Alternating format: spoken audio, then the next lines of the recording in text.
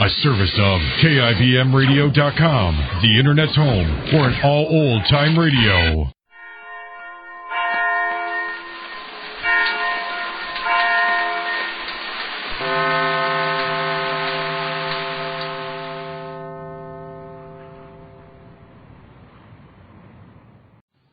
Pet Milk Show, usually heard at this time, has moved to a new time period on Sunday nights. Be sure to hear Larry Douglas and Kay Arman on the new Pet Milk Show tomorrow night on NBC. And now, here's another in NBC's great parade of new shows. Gentlemen,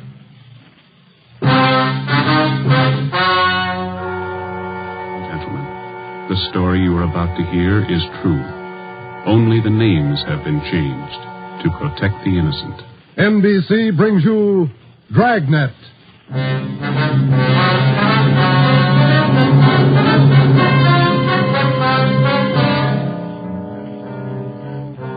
You're a detective sergeant.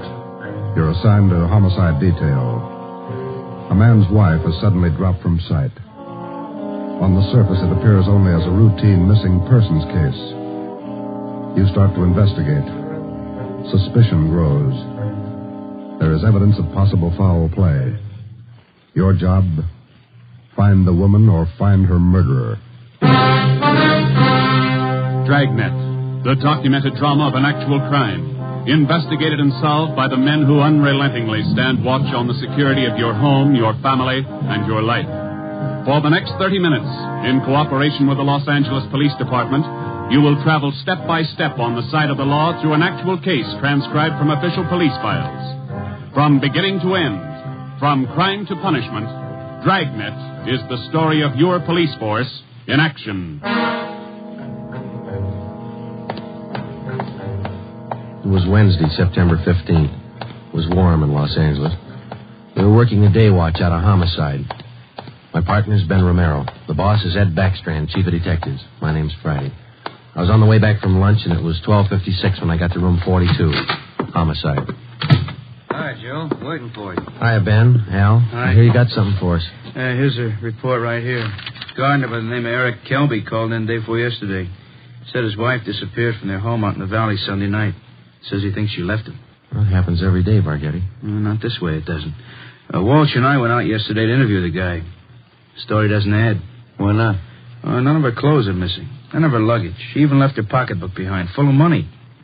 Found out from the neighbors a missing woman is a 17-year-old boy by a former marriage. So what? An only child. Mother dotes on the kid. She didn't even say goodbye to him. How did this Eric Kelby impress you? Pretty grouchy with Walsh and me. No cooperation. Wants to find his wife, doesn't he? I don't know if he does or not. It's no help, I'll tell you that. I see that report a minute now. Here you are. Agnes Trumbull Kelby, age 39. Kelby's her second husband. First one died a little after the boy was born. Mm-hmm. Disappeared Sunday night from her home, 546 Belasco Road, between 7 and 8 o'clock.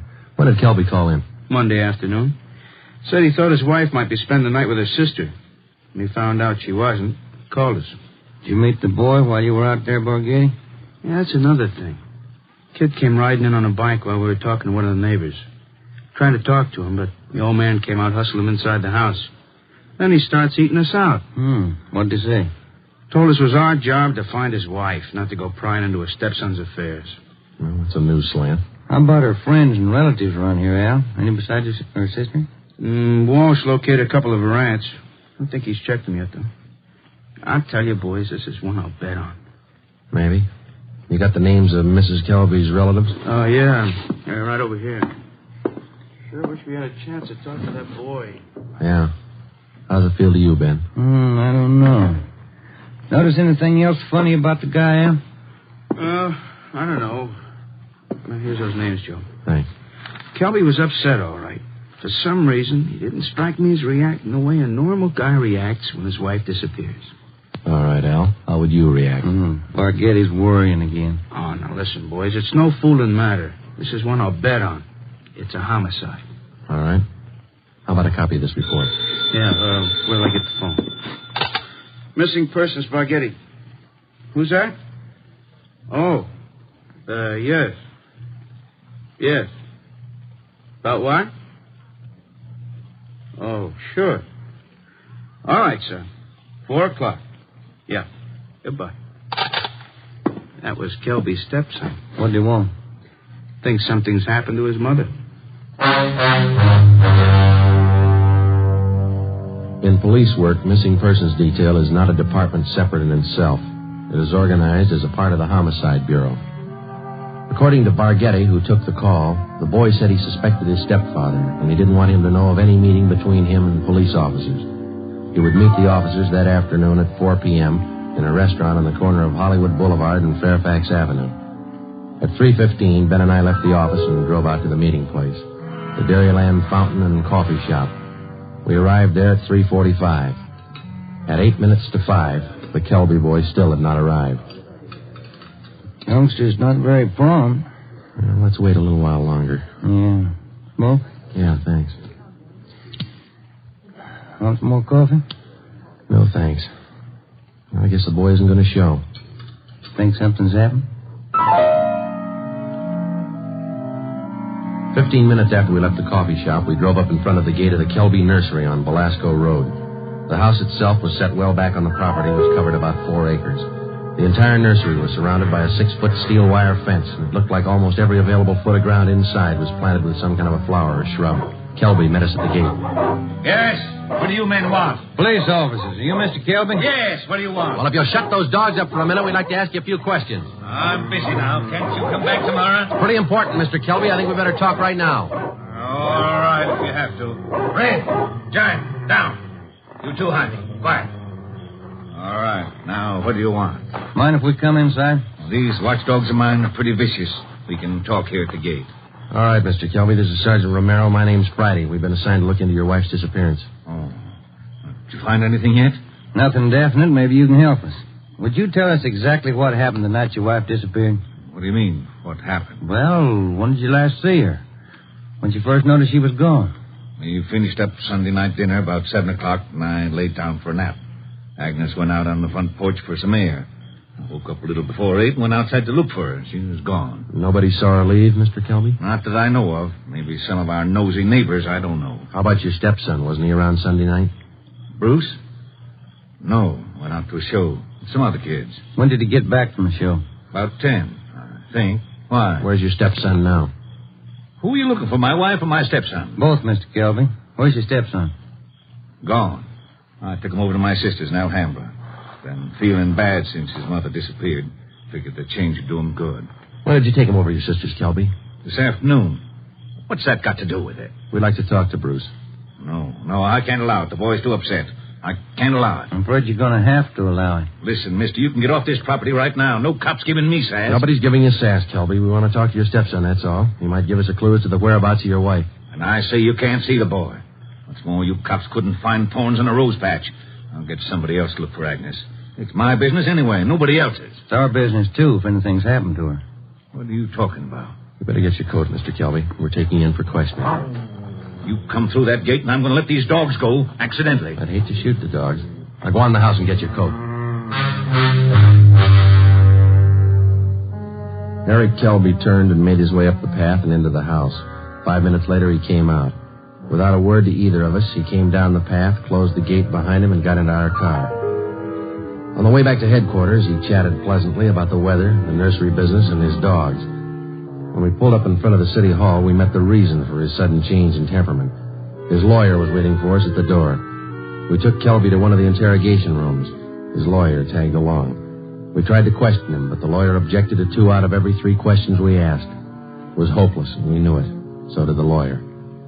We released Kelby, but we did get the name and address of his sister where the stepson Bruce was staying. After they left, Ben and I got back in the car and drove out to Alhambra to check on the boy. Barghetti had this one pegged right, Joe. It's a real sleeper. Yeah. I'd like to know how the stepson missed that date with us this afternoon. Well, if the kid called us from the house, his stepfather could have overheard him. It's possible. Sister's house ought to be along this block, shouldn't it? Yeah, let's see. 1408, 1406. Right is, Joe. A gray cottage, 1402. Right. It's a nice-looking little place, isn't it? Well-kept. Yeah, it's a nice neighborhood. I wonder how the lot prices run out here.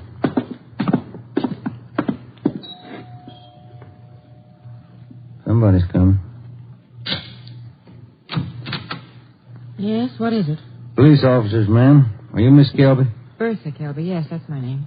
Why? We talked to your brother earlier today, Miss Kelby. He said that you brought his stepson Bruce here to stay for a while. We'd like to see him. Bruce? Yes, he was here till about, an hour and a half ago. I went to the store, and when I came back, he was gone. Have you any idea where he might be, Miss Kelby? Well, I telephoned my brother Eric's place just before you came to the door. He's not there. I don't know where he might be. I'm worried about him. He seems so upset. This business about his mother's disappearance, you know. Would you mind if we came in and looked around, Miss Kelby? Well, no, not at all. We went in and looked the house over from one end to the other. There wasn't a trace of the boy. We drove back to Kelby's nursery and satisfied ourselves the boy wasn't there. Then we came back to Alhambra and we kept an eye on Miss Bertha Kelby's home until midnight. No one came or went.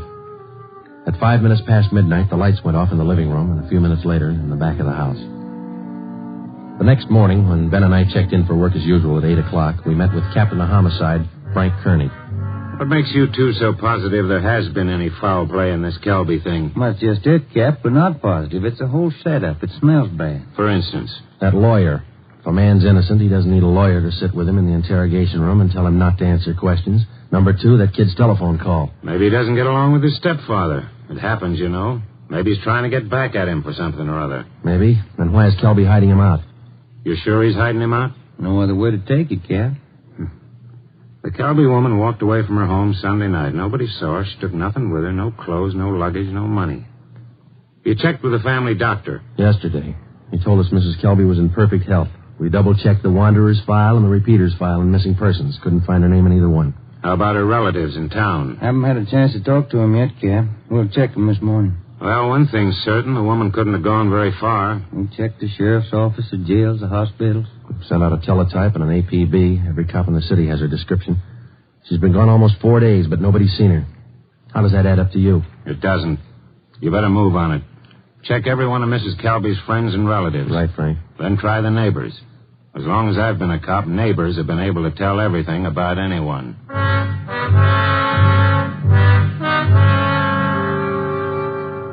All that day, Ben and I made the rounds. First stop was the Western National Bank, where Mrs. Kelby maintained her account. Her savings statement showed a total balance of $31,564.17. Her separate checking account had a balance of $842.71. At the Farmers Mutual, we found the record of an insurance policy issued to Agnes Trumbull Kelby. It was a 20-pay life policy covering the insured in the amount of $30,000. The beneficiary was listed as the insured son, Bruce Trumbull Kelby, if living upon the receipt of such due proof. If not, the insured's husband, Eric J. Kelby. By the time we finished checking her financial status, the odds were piling up fast. From only casual reports, we knew that Eric Kelby was a frugal man. If he was greedy as well, if he wanted or needed money badly enough to kill, then he had all the motives necessary to murder his wife. Maybe his stepson, too. Ben and I started to make the rounds of Mrs. Kelby's friends and relatives. Our first stop was at the apartment of Agnes Kelby's sister, a talkative maiden lady in her early 60s. Agnes just isn't that kind. Oh, I'm worried sick about this. I really am. And Bruce, the poor lad, he must be heartsick. And Eric, what does Eric say about all this? He says he thinks his wife left him. Left him? Why, that's ridiculous. How strange. Can you think of any good reason why your sister would leave Mr. Kelby? Why, no. They had tiffs, of course, small ones. But, of course, there was that argument about Bruce. The two of them always seem to be arguing about Bruce. How do you mean, ma'am? Oh, well, raising the boy and all, you know. The last time I talked to them, they were tipping about whether or not Bruce should be paid for working in the nursery for Eric.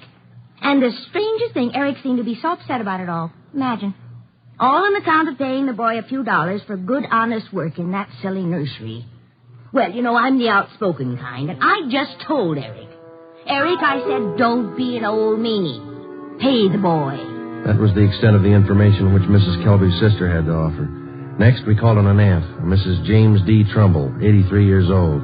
She could hardly understand our questions, let alone answer them. She hadn't seen her niece, Agnes, in a year. After that, we paid a visit to one of Mrs. Kelby's friends, a Mrs. Lillian Humboldt. Well, I'm sorry, Sergeant, but I can't think of any good reason why she would leave him.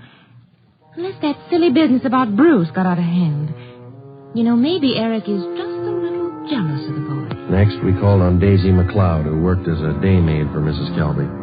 Officer, what Mr. and Mrs. Kelby thought, what they said, what they did, it's none of my business. I come in the morning, I do my work, I do it well. I'm not the nosy type, and I don't pry. I take half an hour for lunch, and when I'm through, I take my pay, and I don't expect tips, and I take the bus home. I'm not the peeking through the keyhole kind, sneaking around corners listening. But what I couldn't tell you about that man. Exactly what do you mean, Miss McLeod? Oh, he's a hard man, you know. They're always arguing about the boy. Bruce this, Bruce that. He's a nice boy, I think. He's never done anything to me. Oh, but the arguments. Him and her all the time. Should the boy be paid for working? Shouldn't he? Why?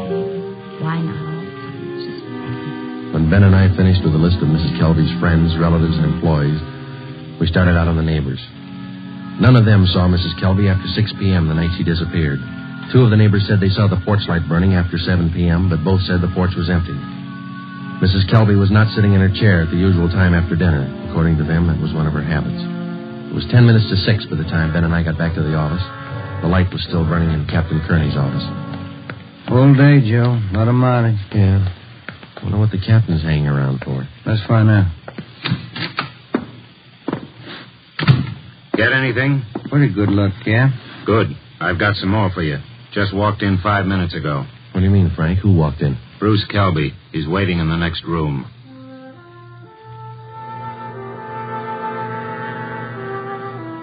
We went in the next room and met Bruce Kelby. He was small for a 17-year-old, dark-haired, and a little on the sickly side. He told us that he couldn't keep the date he made with us on the phone because his stepfather apparently did overhear the conversation and drove him directly to his sister's home in Alhambra. We asked him why he was so sure that his stepfather was responsible for his mother's sudden disappearance. For one thing, all 3 of us usually go to the early show on Sunday night. Eric, Mom, and me. But last Sunday, Eric said he wasn't feeling good, and he wanted Mom to stay home and take care of him. Then he told me to go on ahead to the show, so I did. What time did you get home, son? About 9:30, 9:45. What was your stepfather doing when you got home? Sitting in the living room reading the paper. Did you notice anything unusual about the way he acted? He was nervous and jumpy, more than usual, I think. Anything else? Yes, sir. When I came in through the front yard, I noticed the dogs had mud all over their paws. They'd been out somewhere in the nursery plots. And they won't go out in the plots unless Eric's with them. He doesn't want them to trample the seedlings. What would your stepfather be doing out in the nursery at night? Does he usually do some work at night? No, sir. None of the plots are even lighted. Only the greenhouses. And the paths in the greenhouses are usually graveled, aren't they? No mud around. It's my job to see that the greenhouse paths are kept graveled. I know they're not muddy. I fixed them the day before, Saturday. What do you think it means, son? I don't know. I don't want to think about it. I just know he's done something. He's done something to her. Did your stepfather give you any reason for keeping you away from the police officers the other day? No, sir. He said people were getting nosy, and he said it might be better for me over at Aunt Bertha's. She's his sister. Do you think your Aunt Bertha might know where your mother is? No, we hardly ever see her. We don't know her well at all. We've heard your mother and your stepfather argued about whether you should be paid for your work in the nursery. When I started to work for him, he promised he'd pay me. I was saving up to buy a 31 Model A. And then after a couple of months, when he didn't pay me, I asked him. He told me I ought to be glad to work for him for nothing. And your mother argued with him over that? Sure, it was her money that bought the nursery anyway. How'd you get away from your aunt's place last night? Well, Bertha had some shopping to do, and she left me alone. She locked the door to my room. Even the screen over the window in my room was nailed down, but I kicked it out and got away. I stayed at a friend's house last night. Thought about where you're going to stay tonight? I don't know. But I'm not going home. And I'm not going back to Bertha's place either. I'll get a room. How'd you like to stay at my house a few days? Sure nice of you, sir. Maybe I'd better not. Mom might not like it. Oh, I'll take care of that. Now let's hop out and get some dinner. Sure darn nice of you, sir. All right, son. Come with me.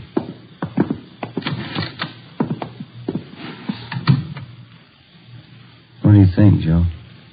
He could be lying. Yeah.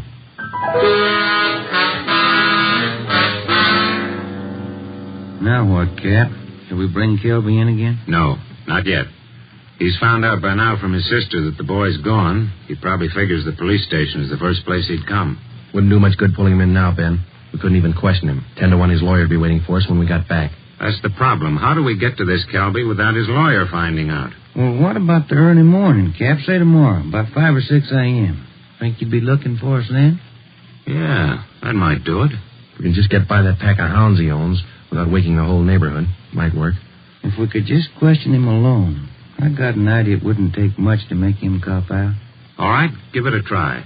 Get out there in the early morning and bring him in for questioning as quietly as possible. I'll be in at 6 a.m. If you want me before then, call me at home. All right, Frank. Kelby's got a smart lawyer. It's going to be plenty hard to convict him without a body and corroborating evidence. He's got 4 acres out there, Cap. You can hide a lot of bodies in 4 acres. Well, that's what I mean. This case isn't ending. It's just beginning. The next morning, Ben and I met at the office about a few minutes past 4 a.m. We had a cup of coffee and a donut at an all-night restaurant, and then we started for the Kelby place out on Belasco Road. We took 4 pounds of fresh horse meat with us to keep the dogs quiet if they raised a fuss. It was 28 minutes past 4 when Ben pulled the car to a stop a few hundred feet from the gate to the Kelby nursery.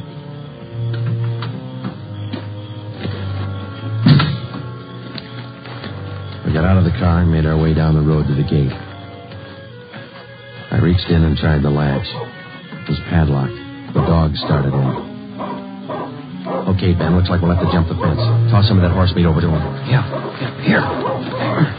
That's it. Come on, let's climb.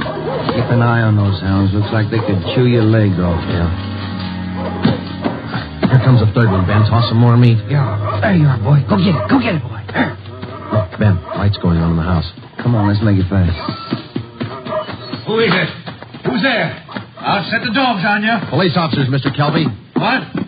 What are you doing out here this time of night? You're under arrest, Kelby. Get your coat. You cops are asking for a peck of trouble. Get your coat. Where's my stepson? What you done with him? What have you done with your wife? You're going to pay for this. I'll have your jobs. That's not the first time we heard that, Kelby. Let's go.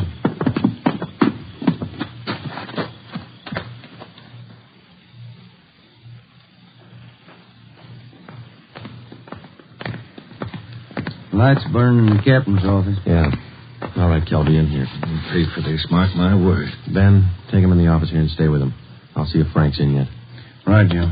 Come on, Kelby, inside.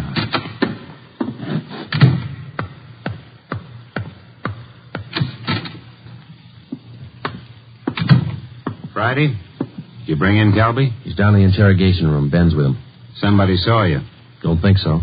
They must have. Kelby's lawyer's sitting in the next room.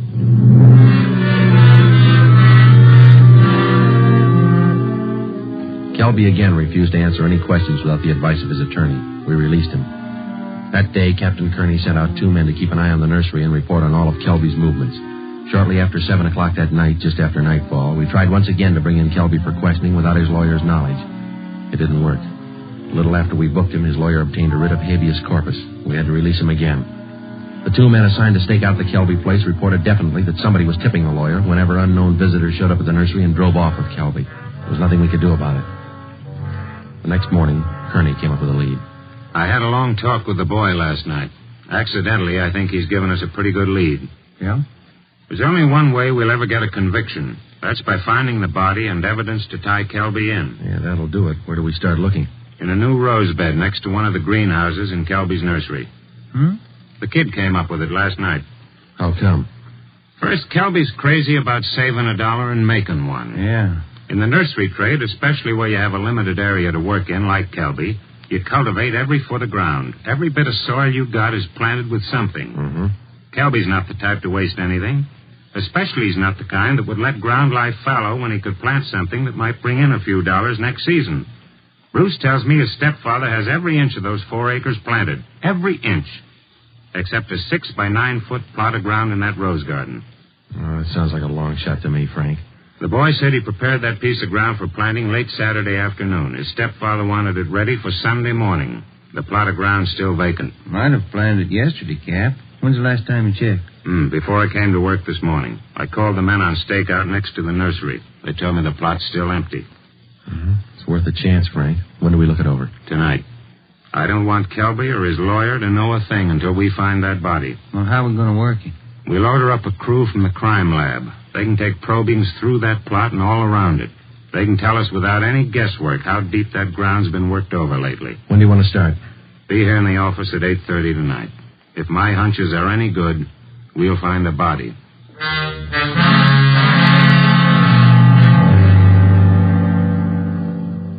It was 10 minutes past 9 that night when we got to the Kelby place. Lieutenant Lee Jones and his assistants, Kearney, Ben, and 2 other men from homicide. The men on stakeout told us that Kelby had left about 20 minutes before in a dark blue coupe. Ben brought along the usual supply of horse meat for the dogs, so we didn't have any trouble there. We found the empty plot of ground in the rose bed next to the greenhouse, exactly as Bruce described it to Kearney. Ground's been worked over all right, boys. At least 4 to 5 feet down. All right, Lee, let's start digging. Romero, take care of the dogs. Watson, grab one of these shovels. Right, Captain. Hey, Kelby said these dogs were vicious, didn't he? Yeah, why? Look at these hounds. They're no more vicious than a lively colt. Look. Higgins, get that light over here, will you? Thanks. What is it, Lee? Let me see. Teeth. Set of false teeth. Been in the ground long? Don't think so, judging from the shape they're in. How far down would you say you are, Lee? A couple of feet. Ground's real soft. Lee, come here a minute. What is it? Body. Here's the shoulder. All right, you men over here with Watson. Get the dirt off the face. Romero, you got a picture of the Kelby woman? Yeah, Cap. Let's see. Oh, here it is. Thanks. Get the light down here. Hunch paid off, Frank. That's her.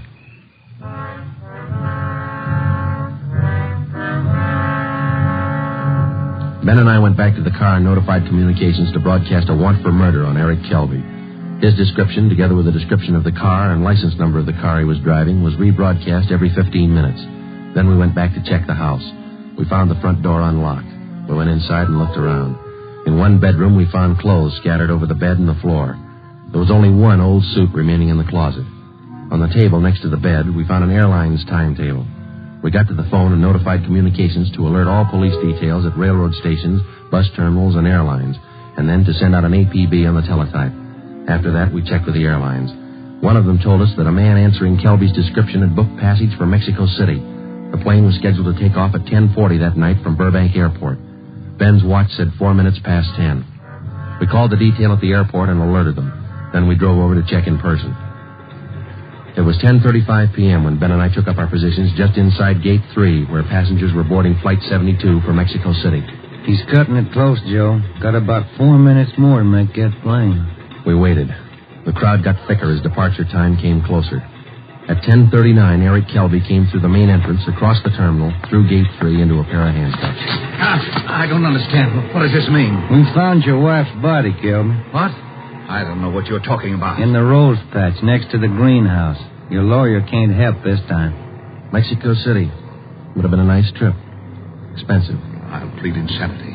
I didn't know what I was doing. Be a nice vacation next year, Joe, Mexico City. I'm going to talk to my wife about it. I didn't mean it. She slapped me. We were arguing about the boy. I didn't mean it. I don't know if you did or not, Kelby, but you killed her. Come on. You missed your plane.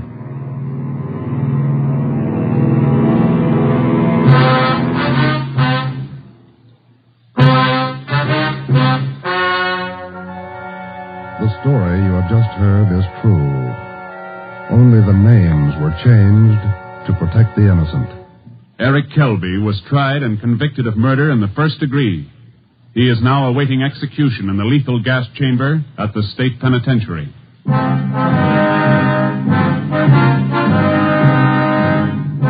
You have just heard the 14th in a new series of authentic cases transcribed from official files. Technical advice for Dragnet comes from the office of W.A. Wharton, Acting Chief of Police, Los Angeles Police Department. Tonight's program is dedicated to William J. Weston, Jr. of the Washington, D.C. Police Department, who on the evening of March 4th, 1945, gave his life so that yours might be more secure.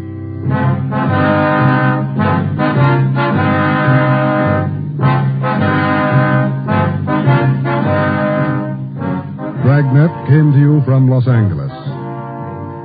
If you enjoyed tonight's production of Dragnet, you'll want to listen to Richard Diamond, private detective, as played by the screen's romantic tough guy, Dick Powell. The Pet Milk Show, usually heard at this time, has moved to a new time period on Sunday nights. Be sure to hear Larry Douglas and Kay Arman on the new Pet Milk Show tomorrow night on NBC. This is NBC, the national broadcasting company.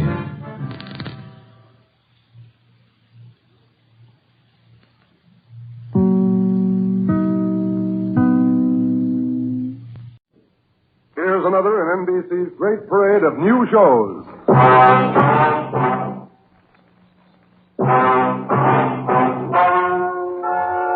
Ladies and gentlemen, the story you are about to hear is true. Only the names have been changed to protect the innocent. NBC brings you Dragnet.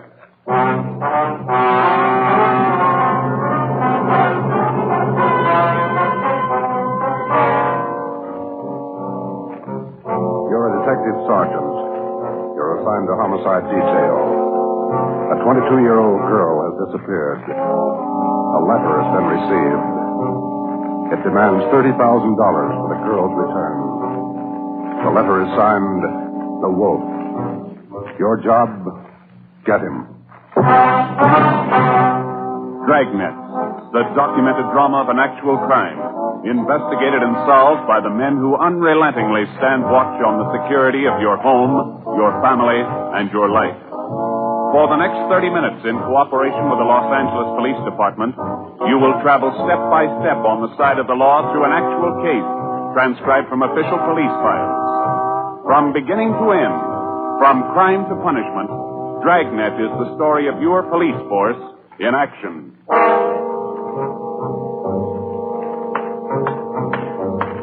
It was Tuesday, October 18th. It was cloudy in Los Angeles.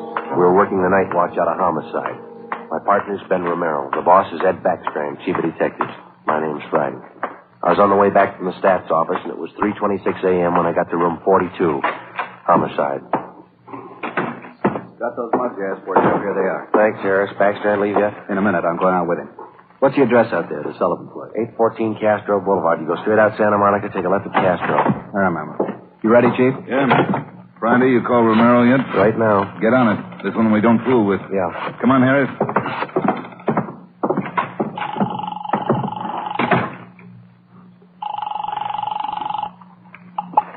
Hello? Sorry to wake you, Ben. This is Joe. How you feeling? Oh, hi, Joe. What time is it? 3:30 a.m. How do you feel? Oh, a lot better. Be back to work tomorrow. You'll be ready in 20 minutes? I'll pick you up. 20 minutes? Okay, what's up? You remember Martin Sullivan, vice president of the Third National Bank? Sullivan? Yeah, what about it? He's got a 22-year-old daughter, or he had one. She's gone.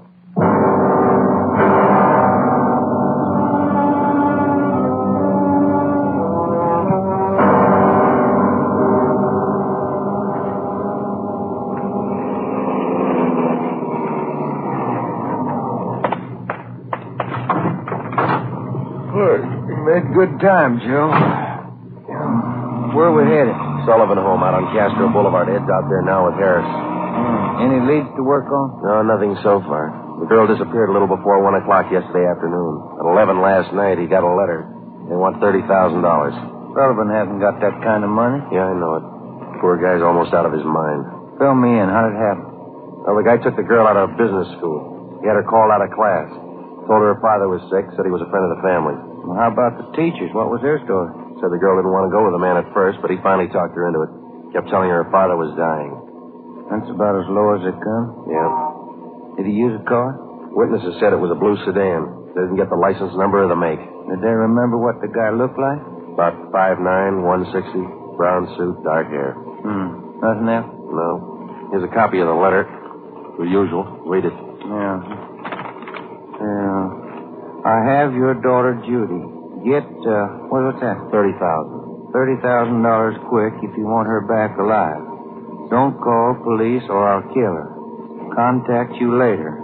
Signed, what is it? The Wolf. Oh, Wolf, huh? I could think of a better name. Come on, here we are. Who's got the original note, Joe? Lee Jones down at the crime lab. He's checking it for prints and handwriting. Well, if it was... Oh, hi, David. Right on the house, boys. Chief's waiting for you. Thanks, Dave.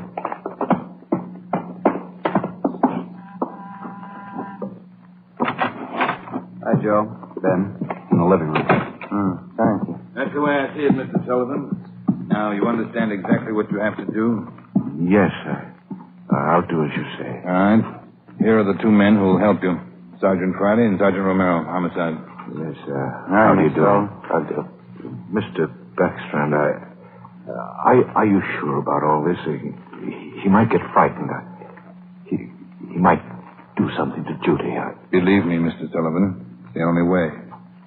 I know how you must feel, but we can't do anything else. All right, I want to see Mrs. Sullivan first. I'll be ready in a moment. Any developments? Yeah. Come on back in the dining room.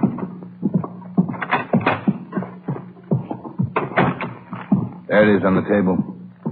Second note from the guy. Telegram. When did this come? About half an hour ago. Guy phoned it into Western Union from a public booth. Couldn't trace it. I see, Joe. Yeah. Be at Elysian Park, 5 o'clock this morning, near Balkan Drive. Come alone. Bring 30,000. Will return girl. Don't tell cops. Kill her if you do. Or will. 4 a.m. now, Skipper. Not much time. I know it. We'll have to do as he says. No other way. Then Sullivan's going out there alone? You're going with him. You and Romero. You'll be hidden out in the trunk of the car. Any plan? Get it. That's all.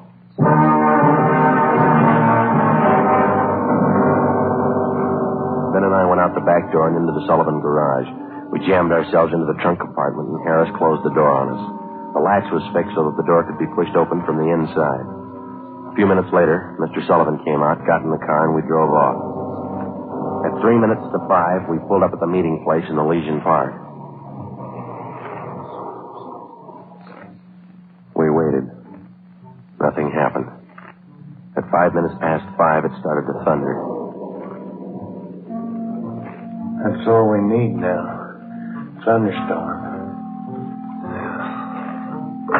Stuff in here in this trunk, isn't it? Oh, yeah. Ben, listen. Sullivan? Must be. Have we seen anything? Sounds like he's pacing up and down alongside the car, doesn't it? Now, listen. Can't hear anything else. Can you? No. We better stay under cover. Yeah. The rain's starting in. Wonder what happened to the wool. Cold feet, maybe. Let's wait it out.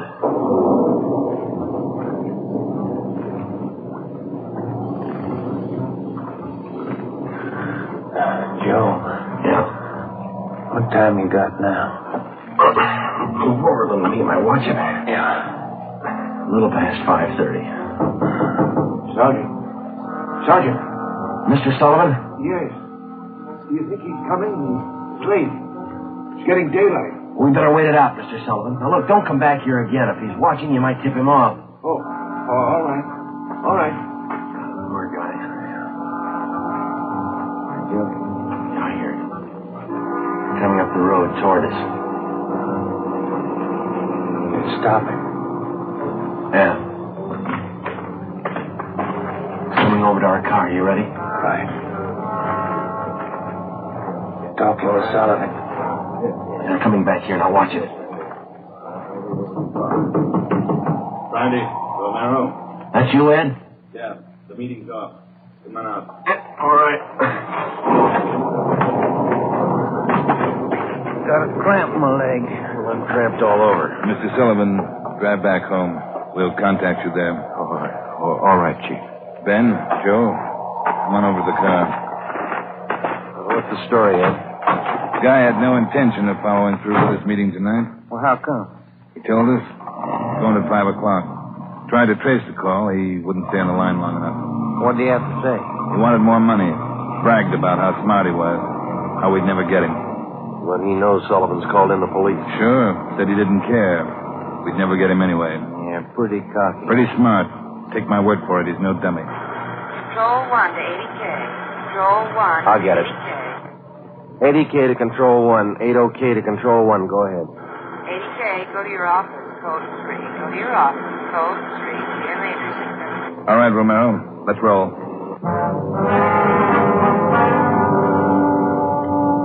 More than 12 hours had passed since word of Judy Sullivan's disappearance had been phoned in a homicide. During that time, an all-points bulletin containing the descriptions of the suspect, his car, and the girl had been sent out on the teletype to law enforcement agencies throughout the area. The same descriptions were broadcast over the police radio every hour. The Sullivan home had been placed under strict surveillance, and Mr. Sullivan instructed not to contact the suspect without knowledge of the police. He'd raised almost $10,000 in cash to buy him off. The serial number on each one of the bills had been copied by a police stenographer and then rechecked by a homicide officer. So far, the Wolf, as he called himself, had made 3 separate contacts, but he'd covered his tracks well. We knew that he was somewhere in the city, 500 square miles of it, and we knew we had to find him fast. It was 18 minutes past 6 when we got back to homicide. Hi, Chief. Fellas. You got something for us, Mac? Here, this letter. Special delivery. Came in about 25 minutes ago. Can I see that, Mike? Stay away from Sullivan. If the kid's found dead, it's your fault. Stay away, the Wolf. All right, Mike. Get it over to the crime lab and have Lee check it for prints. Right, Chief. Will you find any prints on the second note, Mike? 2. Running through R&I now. Friday, Romero, get down there and see if they got a make. Right, Ed. Let's go, Ben. Who's watching the Sullivan house beside Harry? Carpenter and Davis. Backstrand's afraid the girl's father will try to make a deal with the guy. Has he tried it yet? No, he hasn't yet. You couldn't blame him if he did. Worried sick. Oh, yeah. Here we are. Hi, fellas. Just coming down to see you. You got something there? Those 2 prints Lee Jones listed off that letter got a make on them from the single print file. Good, Larry. Let's see, huh? There it is. Pull the whole package on them. Donald Alfred Kiefer. Looks like a real bad one, doesn't he? Donald Alfred Kiefer, male, Caucasian, age 29, 5 feet 8 inches, 170 pounds, brown eyes, dark brown hair. He had 1 previous arrest for forgery in Los Angeles 10 months before. Kiefer's occupation at the time of his arrest was listed as bank clerk at the Third National Bank. Ben went back into the files and pulled the crime report. Then we called Ed Backstrand. There's the answer, Skipper. At the time Kiefer pulled that forgery job at the bank, Mr. Sullivan was one of the vice presidents. Go on. Sullivan was the one who preferred charges against Kiefer and saw that he was prosecuted. Where's this Kiefer now? Let me see. He was placed on probation, and on May 16th this year, he returned to his home in Omaha, Nebraska. That's 1380 Mackinac Avenue. All right, Romero. Get Omaha on the phone and have them check out Kiefer. Right, Skipper. Friday, take Kiefer's package and this note down to Don Myers. Have him check the handwriting. Then get over to the crime lab and see what Jones lifted off that last letter we got. All right, Ed. The faster we work, the faster we'll put this guy behind bars. Now move.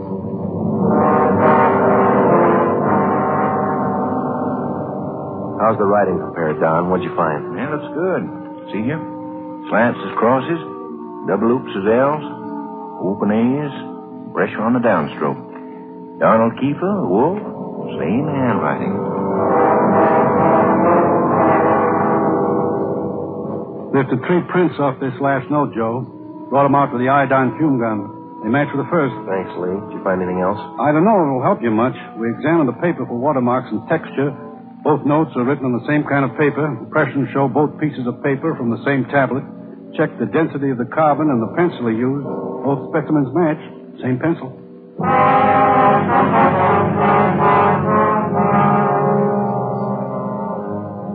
By mid-afternoon, Donald Kiefer's description had been broadcast throughout the area. Bulletins were dispatched to all departments, and an APB was teletyped to the entire state. Men were stationed at every post office in the city to watch for notes that might come through the mail. The bus depots, railroad terminals, the airports, and all the main roads leading out of the city were under strict surveillance. The entire Los Angeles area was broken down into single square-mile districts, and a house-to-house canvass was started. A squad of men were assigned to cover each square mile. Outlying towns and cities were requested to do the same. By 5 o'clock that afternoon, the greatest dragnet operation in the history of the city was underway. We were sure Donald Kiefer was somewhere inside. At 12 minutes past 5, Ben got the call back from the Omaha police. Yeah, I got it. 6 X-ray 419. Nebraska plate, right. Well, thank you a lot. Yeah, bye. They had a make on the car. Lots more. The Omaha cops are looking for Kiefer, too. Want him for a robbery there 2 months ago. Yeah? In that robbery, he used a stolen 1939 blue sedan. Nebraska license plate, 6 X-ray 419. How about his family and his friends back there? They all been checked? Yeah. Well, get that car description to communications, huh? APB, teletype, and broadcast. I'll tell Ed. All right, Jim. Friday, Romero. Yeah, Ed. What are you tied up with? Well, just got a call from Omaha. Make on Kiefer in the car. Give it to me. You two get out to the Sullivan house fast as you can. See Harris. What's happened, Skipper? Martin Sullivan's disappeared.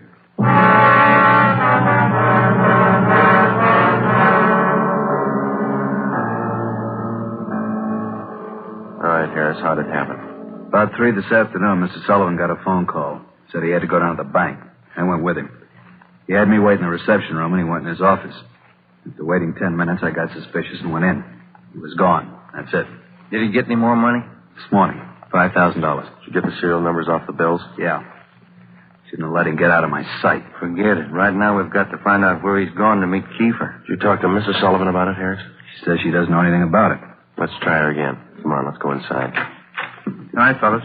All right. And where's Miss Sullivan, Dave? Back in the sitting room, lying down. Doctor's with her. Come on. What time you got, Ben? 6:35. I'll get it. Hello? Where are you? Oh. Where are you now? Where are you now? We'll be right out. That was Martin Sullivan. He met with Kiefer out in Laurel Canyon. Did he get his daughter back? Yeah. Wrapped in newspapers.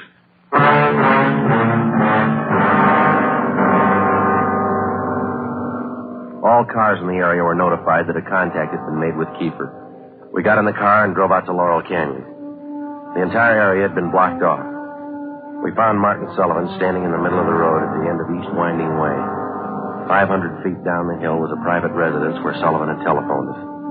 It was the only building in the immediate vicinity. A few yards beyond the point where East Winding Way ended, back in a clump of tall grass, we found the body of Martin Sullivan's daughter. We notified the crime lab, Chief Backstrand in the coroner. Despite a severe state of emotional shock, Martin Sullivan tried to tell us the story. He said Judy was all right. I believed him. I wanted her back. Judy. I tricked the officer, the one watching me. He said, come along, no police. Did you see his car, Mr. Sullivan? I wanted her back. I wanted Judy back.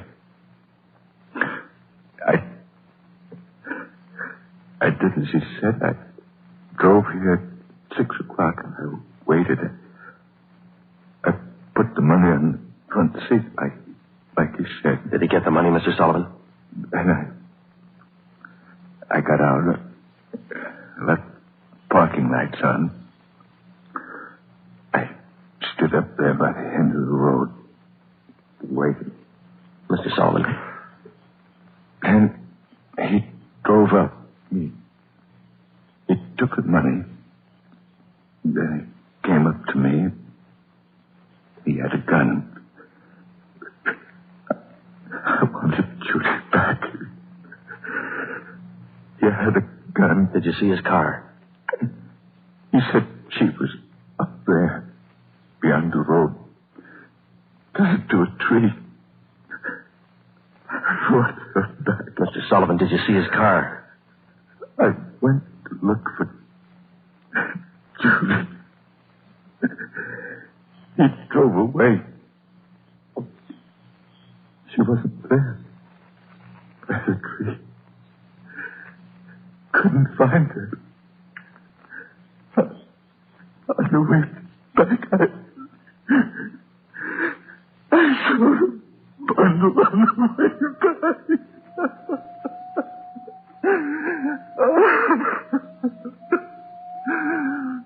Let me find her. Judy. Let me find her.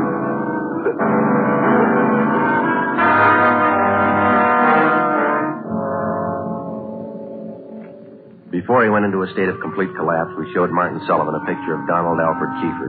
He definitely identified him.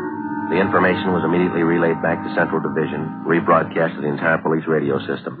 A teletype was dispatched to sheriff's offices, and communications were sent to police stations throughout the country. The house-to-house search throughout the entire city intensifying. The dragnet in which we hoped to trap Donald Kiefer was drawing slowly inward. It was 12 midnight. Sullivan girl murder. Next street. Read all about it. Citizens join search for killer. Friday, did the papers get a list of the numbers on that ransom money? Yeah, got them in the final night edition. 2.5 pages of serial numbers. Gave it a big spread. Look at these pictures of Kiefer here. All over the front page. The more the better, Romero. I hope this town never forgets that face. Good reminder. You don't make deals with killers. Hi, fellas. Come on over. Find anything yet, Lee? Just checking over these towels here. Found them wrapped around the girl's body, inside the papers. Funny thing about those papers, What's that, Lee? they're all yesterday's. Every story about the girl's disappearance has been clipped out. Maybe the guy's making up a scrapbook. How about the towels, Jones? Any laundry marks? Not a one so far, Ed. Every one of them was clipped off. Pretty smart. The morgue post the body in? They're doing it now. Yeah, nasty one. Yeah. Did you get any footprints or tire marks out where they found the body? Lots of them, all cast. Bossy and Taylor are checking them now. One thing. What is it, Jones? I don't know. Under the seam here. This towel. Wait a minute. Joe, that pair of snippers there. Yeah. Here you are. Thanks. Just back under the seam. There. That's one tag he missed. Any markings, Lee? Yeah. Greenway Apartments, Los Angeles.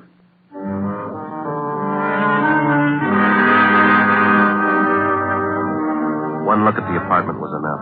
In an adjoining garage, we found the car which Kiefer had used, a blue sedan. Nebraska license plate 6X-ray 419. When we got back to the office, Chief Backstrand immediately issued a cancellation of the want order for the blue sedan, and then he ordered a detail of men to stake out the car in the event Kiefer decided to come back for it. Here's the coroner's report, Joe. Oh, let's see it. Cause of death, strangulation. Time of death, Monday, October 18th, approximately 2 p.m. 1 hour after he grabbed her? That can't be right. Skipper in his office? No, he's out for a minute. Hey, Joe, Ben, take the call off 2503, will you? Thanks, Mike. Right. Would you give me the call on 2503, please? Thanks. Hello? Yeah. Yeah, when? We'll be right over. Some of the ransom money, Ben, just showed up. Beverly and Highland. Come on.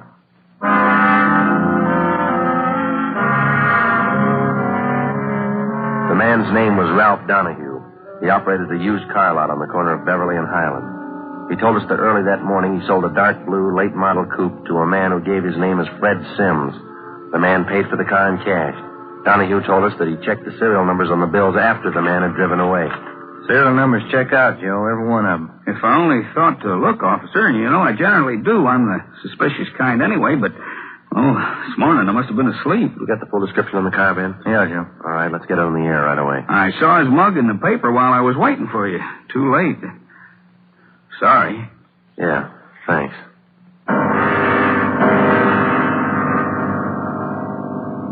At 10 minutes past 3 that afternoon, another piece of the ransom money turned up at a busy downtown department store. The clerk was unable to remember who gave her the bill. The detail throughout the general downtown area was strengthened.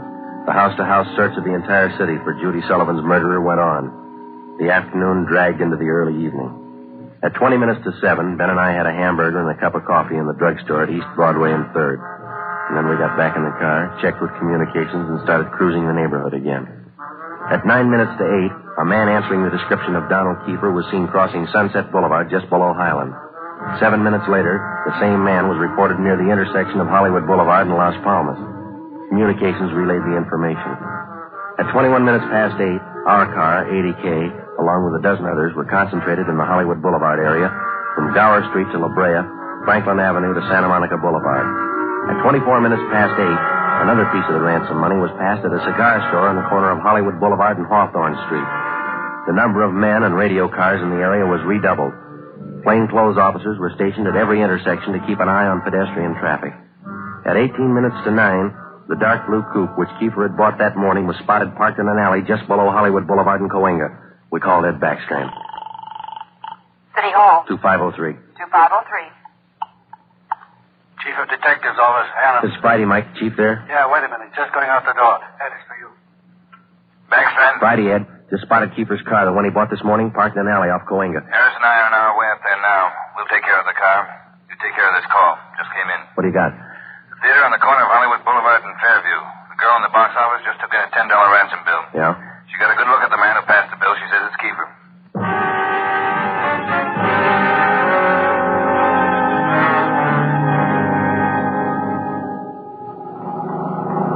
All right, Ben, come on.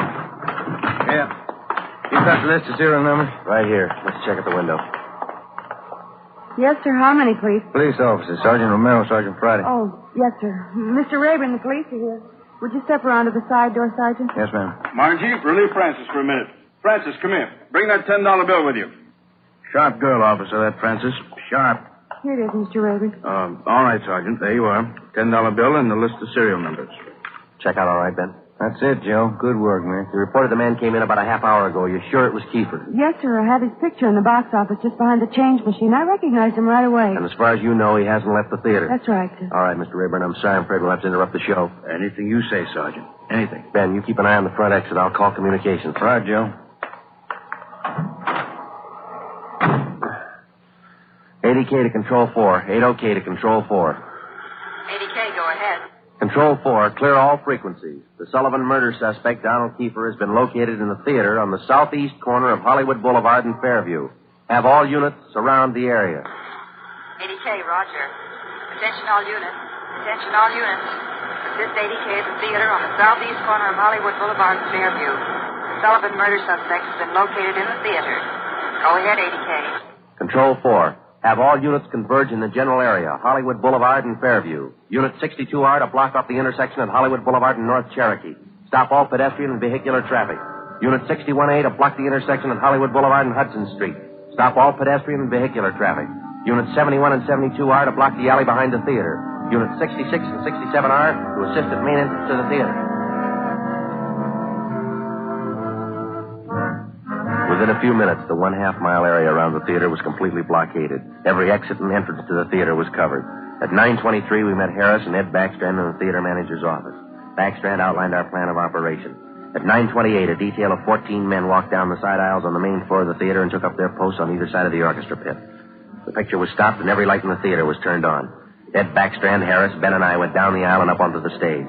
Backstrand made the announcement. Ladies and gentlemen, we're sorry to interrupt the picture, but this is important. We're police officers. We've traced the murderer of Judy Sullivan to this theater. He is in this theater now. And we're going to search the theater row by row, and we'd like to ask your cooperation. There's no need to be panicky or afraid. Those who wish to leave now may do so. Leave by the main entrance. Each one of you will be checked as you go out the door. And for the benefit of the man we're looking for, don't try to escape. Every exit is covered and the entire area is blockaded. Don't place any more lives in jeopardy. Come on, Ben.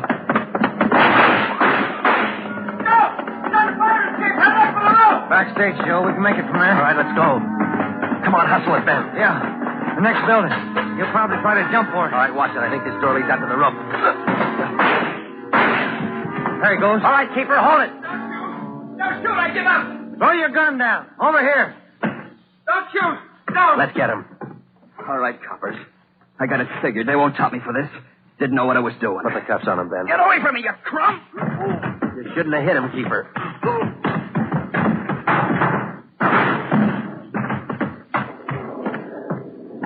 All right, Ben. Try the cuffs now. Yeah. Come on, let's get him in out of the rain. What's the hurry? Why spoil a good rain?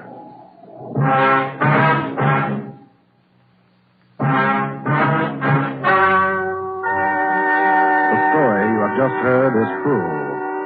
Only the names were changed to protect the innocent. Donald Alfred Kiefer was tried and convicted of murder in the first degree. He was executed in the lethal gas chamber at the state penitentiary.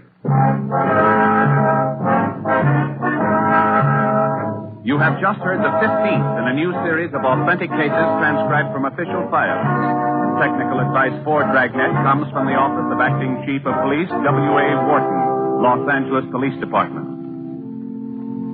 Tonight's program is dedicated to Deputy United States Marshal John B. Glenn of Boise, Idaho, who on the morning of July 31st, 1940, gave his life so that yours might be more secure.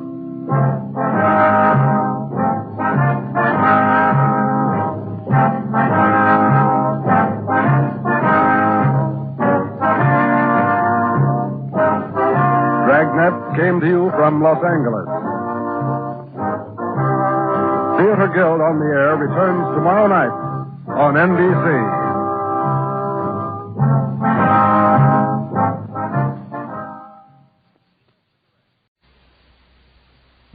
Here's another in NBC's great parade of new shows. Ladies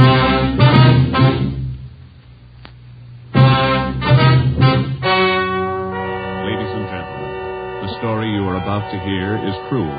Only the names have been changed to protect the innocent. NBC brings you Dragnet.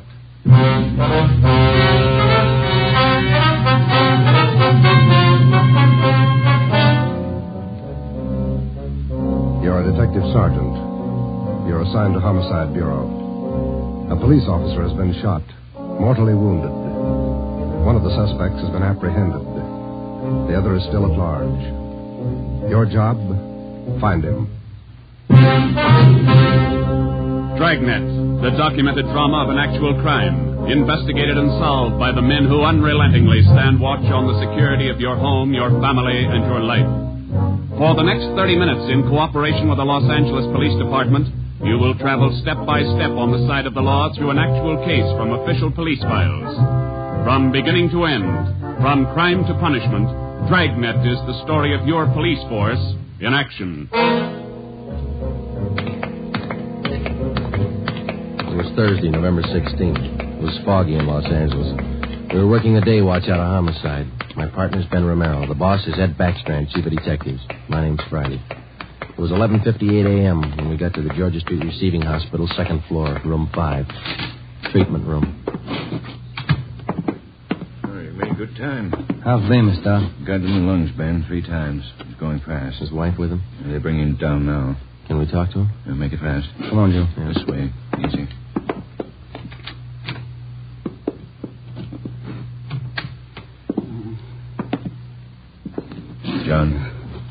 John, it's Friday and Romero. I want to talk to you a minute. Oh, Doc, it burns. My chest. Burning up. Nurse? Yes, Doctor? The hypodermic. Yes, Doctor. Yeah, easy. All right, fellas. Don't take too long. John, it's Joe Friday. Can you tell us how it happened? Joe. How'd it happen, boy? Can you tell me? Can't figure it, Joe. Why'd he do it? We gotta find out. Now, how'd it happen? I don't know. I was directing traffic.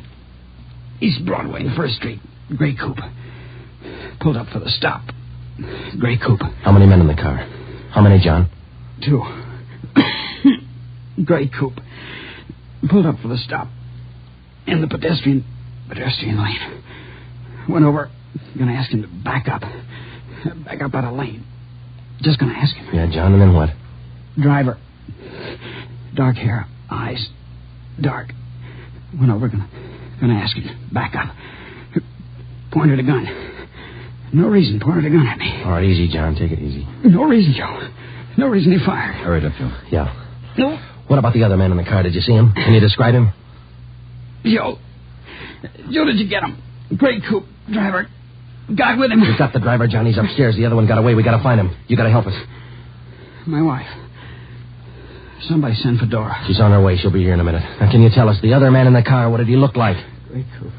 What did he look like? Don't press him, Joe. Gray coupe. The driver. Pointed a gun. Dark hair. Yeah, I know. The other man, John. We got the driver. What did the other man look like? Send for Dora. Come on, Ben. Thanks, Doc. Okay, Joe.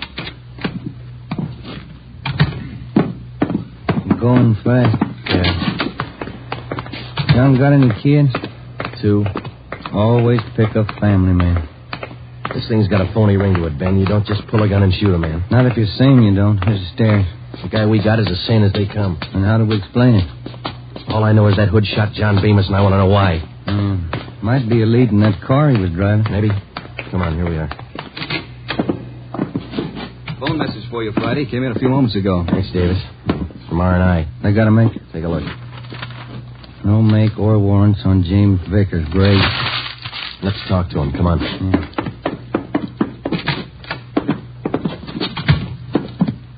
Minor wound, Joe. Bullet penetrated the fleshy part of his hand. Didn't touch the bone. Thought this guy had an arm wound, too. Just a neck, man.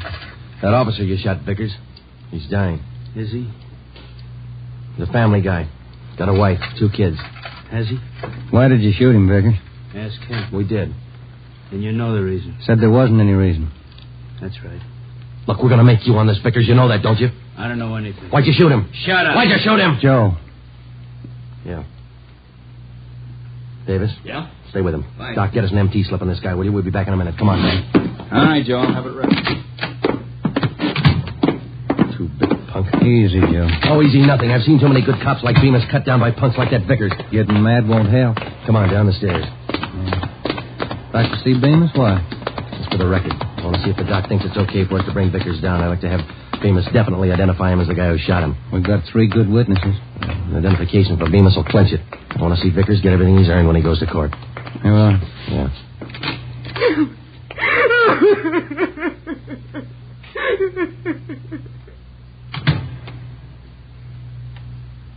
You went fast, Joe. Yeah. That his wife? Yeah. Did she make it in time? No? Did he say anything that'd help? Yeah, it might. He said a prayer.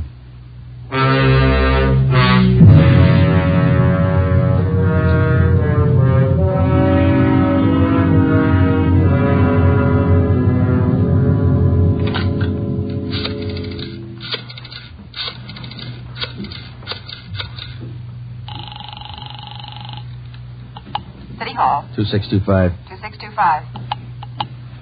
Auto records, Crowley. Joe Friday, Vince. What about a make on that car used in the Bemis shooting this morning? Yeah, Joe, been trying to get a hold of you. Where are you now? Georgia Street, second floor. What about the make? Car was reported stolen yesterday afternoon. Registered to Harold Simpers, 716 Everett Street. Report said the car was taken from a parking lot at Grand and Wabash. Okay, Vince, thanks. What about the guns they found in the car? Lee Jones still has them over at the crime lab. He's running them through. No word yet? No. You make out the impound report on the car, Joe? Yeah, recovery report, too. They're still dusting for prints. MT slip ready, Doc? Yeah, right here, Ben. Medical card, history, MT slip. You ready, Vickers? Yeah. All right, put out your wrist. Put the cuffs on him, Ben. Watch his hands. You saving me for the hot lights? All right, let's go. I'm not going to jail. You're in jail now. Looks like a hospital. Bars on the windows, aren't they? All right, come on. Give me a smoke. Here. Okay. Light. What do I get if I open up? No deal. Might talk, make it attractive. Who was the other guy in the car? Hitchhiker. I always give rides. Then why'd he run when we chased you? Maybe he was scared. You're part of a gang. Maybe. Who was the other guy? What's it worth? Oh, come on, Vickers. You're wasting our time. Where are we going? All right. My hand hurts. I want to call my own doctor. You hear me? Yeah. That cop pulled his gun first. I can prove it. Yeah, down the stairs. Easy, huh? Where are we going? I said, where are we going?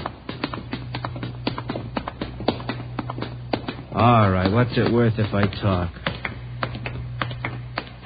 I can tell you all about it. Let's make a deal. You'll tell us anyhow.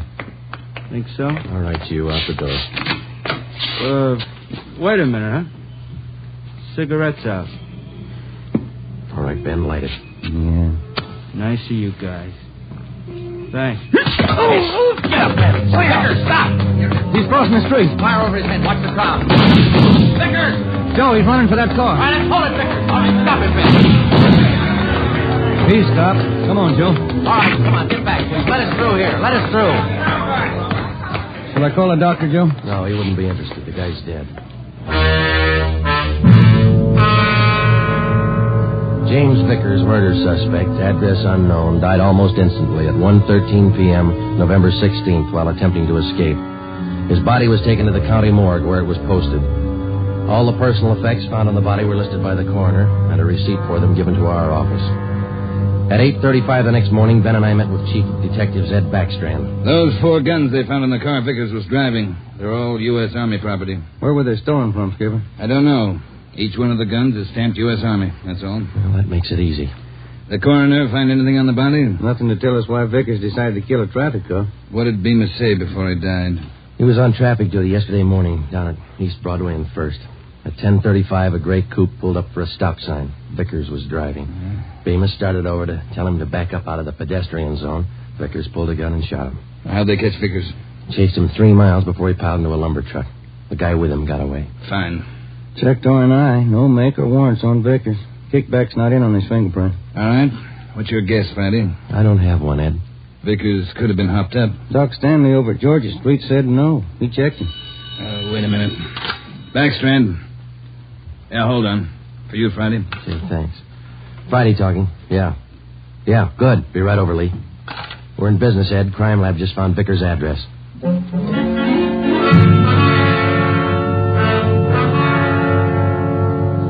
There it is, Joe. Thanks, Lee. Let's see, huh? Silver Dollar Hotel.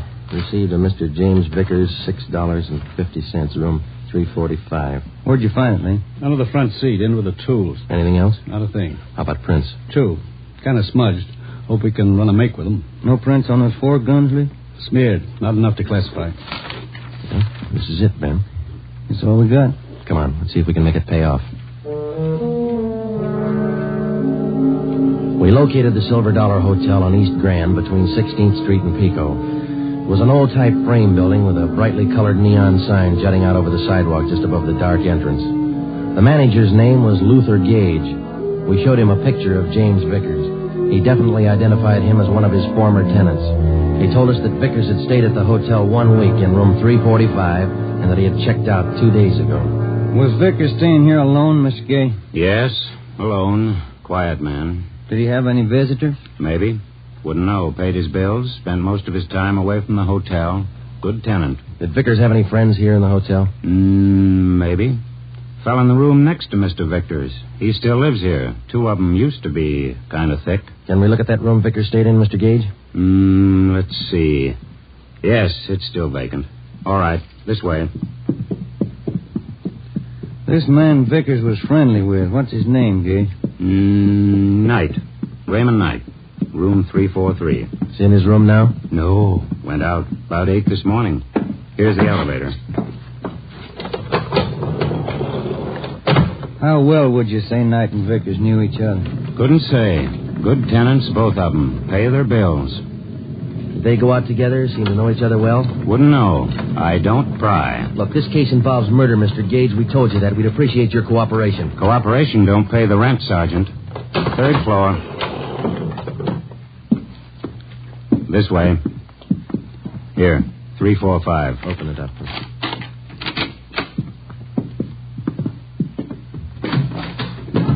Nothing. Yeah, over here. Looks pretty clean, Joe. All my rooms are clean. You didn't mean it that way, Mr. Gage. I wonder if you'd show us Knight's room now. That's next door, isn't it?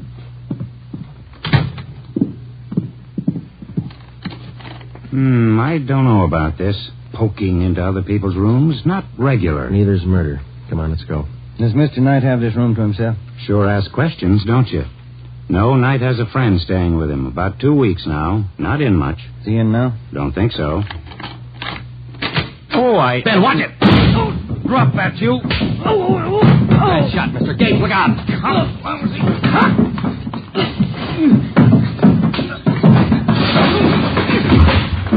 Come on, get up.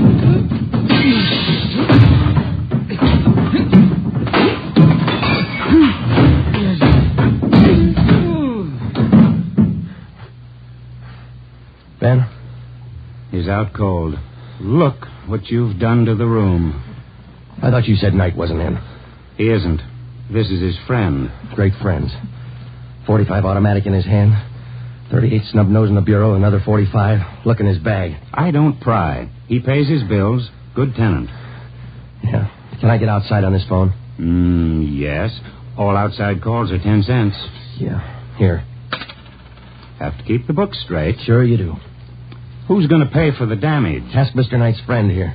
Well, say... Why worry? He pays his bills. Good tenant. I called Ed Backstrand, and he sent out a special detail to stake out the hotel and bring in Raymond Knight if and when he returned. Ben and I drove to the Georgia Street Receiving Hospital, where Doc Stanley patched up the cut on Ben's scalp and treated Raymond Knight's friend for simple cuts and bruises. From papers found in his wallet and in the hotel room, he was identified as Frank Gannon, 9896 Wasatch Street, Kansas City, Missouri. When we got to headquarters, we had Gannon taken to the interrogation room where we questioned him briefly. He told us that he was a self-employed watch salesman, and that he was in the city on a business trip. He admitted friendship with Knight, but not with Vickers. We booked him at the county jail for assault with intent to commit murder. The 3 guns found in the hotel room were turned over to the crime lab. We reported back to the office. Joe, my head's pounding like mad. That Gannon's a mean. Yeah, it's a nasty crack. I got some aspirin in my desk. Might help. Yeah. Hi, boys. Rough day? I don't get much rougher, Eddie. Message for you on the desk. Oh, I'm going to eat. Starving. Right, Tracy. What is it, Joe? Jones got a make on those prints he lifted off the car. Let's see. Yeah, something else to know on James Vickers. Wanted 10-14-43, desertion, U.S. Army. That could account for those stolen Army guns. Yeah. What about the make on those prints Lee found? Let's take a look. Vance Taylor. Good solid record. 4 burglaries, 2 armed robberies, 2 assaults. Wait a minute. Here's the mama sheet. All right. Born so-and-so, age 36. Height.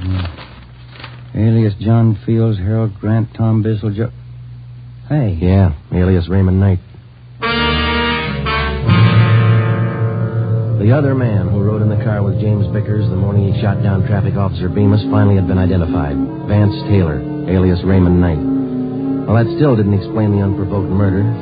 It didn't explain the 4 guns found in the car or the 3 guns found in the hotel room. An assortment of arms like that could mean something big, but we didn't know what. Gannon's sudden willingness to shoot it out in the hotel room meant something, too. We didn't know what. We had Gannon brought back to the interrogation room. Hi, Gannon. Have a seat. Everything all right?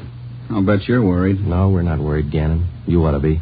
Don't make me laugh. You're tied in with Raymond Knight. That's enough for us. You send me up for it. We're going to try. Big talk. How long did you know Vickers? I didn't. Funny. His prints are all over one of those guns we found in your room. I'm not worrying. Then you better start, Gannon. Vickers and Knight killed a man. If you run with him, your hands are dirty, too. I room with Knight, that's all. Knight didn't come back to the hotel. Where is he? We're not that close. You share your guns and your friends. That's close enough for us. I don't know Vickers. You mean you didn't know him? I said I don't know. We got Vickers, Gannon. He's dead. Good story. Okay. Come on, Gannon. Let's go down to the morgue.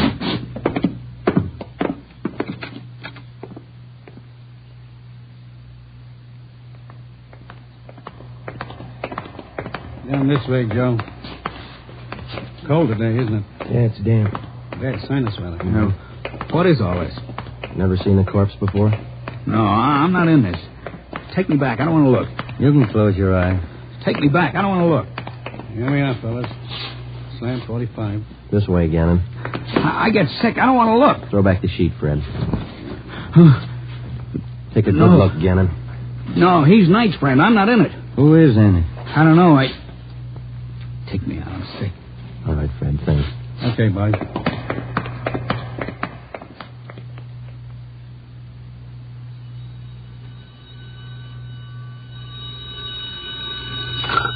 Interrogation room, Friday. Joe, on stakeout at the Silver Dollar Hotel. No sign of Raymond Knight. Keep you posted. Okay, Dave. Thanks. How long does this go on? I can call a lawyer, you know. And you better call one right away, Gannon. They just picked up Knight at the hotel. He's incriminated you.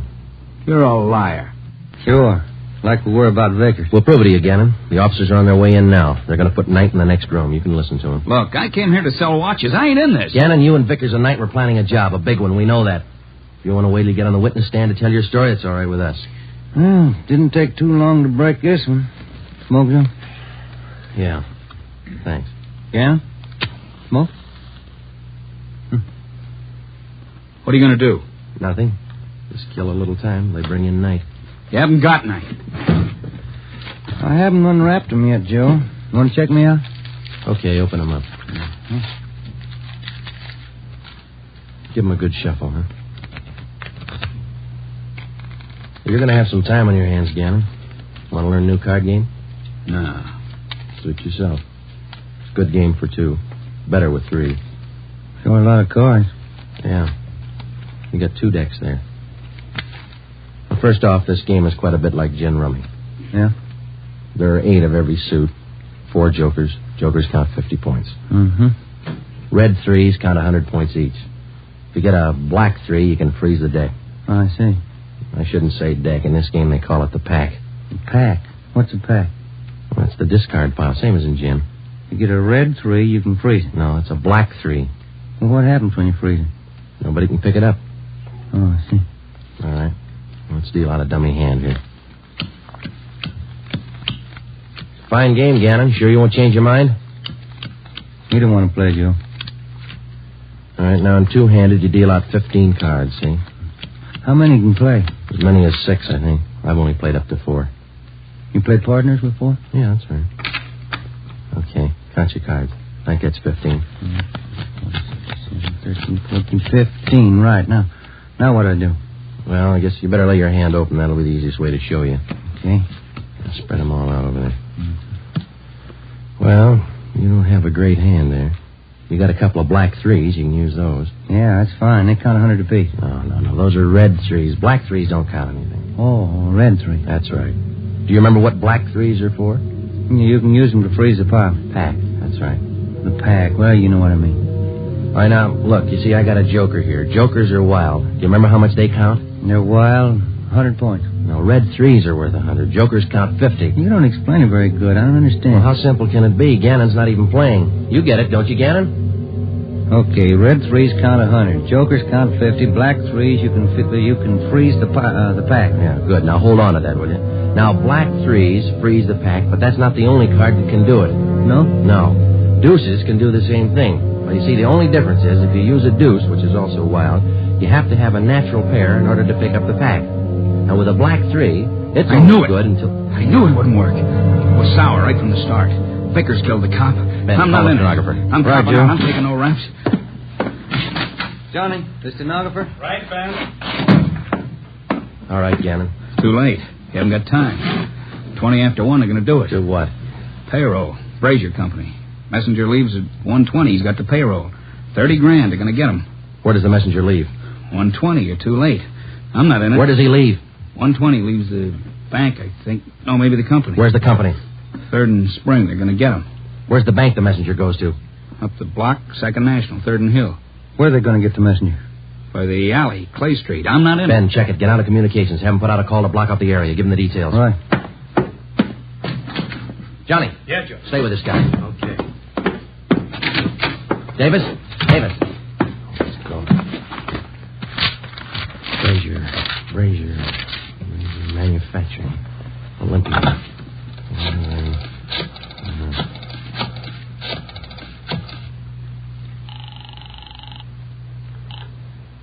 Good afternoon, Brazier Manufacturing Company. Give me your payroll division. This is a police department emergency. What's that, sir? Your payroll division. It's an emergency. One moment, sir. Come on, hurry up. Payroll, Hopkins. Mr. Hopkins, this is Sergeant Friday, Police Department. We've had a tip your payroll messenger is going to be held up today. Has he left your building yet? The messenger? Yeah. Oh, my, he left early today. Went out the door about 10 minutes ago. Thanks. Second National. What's the roll? Friday, what's all the excitement? You break that guy? Wait in a minute, Ed. No time. Good afternoon, 2nd National. Give me the manager on duty, please. Emergency. One moment, please. One moment. Come on. I'm sorry, sir. The line is busy. Would you care to wait? Give me the chief teller. Thank you. Chief Teller, Waters. This is Sergeant Friday, Police Department. Emergency call. Has the payroll messenger from the Brazier Company left the bank yet? Well, I wouldn't know, Sergeant. Just a moment. I'll have your call switched. Yeah. Operator. Beatrice, would you give this call to Miss Chalmers? It's important. Thank you, Mr. Waters. Miss Chalmers, good afternoon. Miss Chalmers. What's the matter, Friday? You sick? Yeah, I'm sick. Miss Chalmers, good afternoon. Miss Chalmers, this is Sergeant Friday, Police Department. Has the payroll messenger from the Brazier Company left the bank yet? From Brazier's? Why, yes, not more than 2 or 3 minutes ago. And he had the payroll with him? Of course. Thanks. Got a tip on a payroll sticker. Ben, you coming? Yeah, let's go. Ben, down this way. Coming. Let's hustle it. Down the stairs. Communications at the story? Got it on there now. Where's this Brazier Company? 3rd and Spring, about 5 blocks from here. Come on. Here's the garage.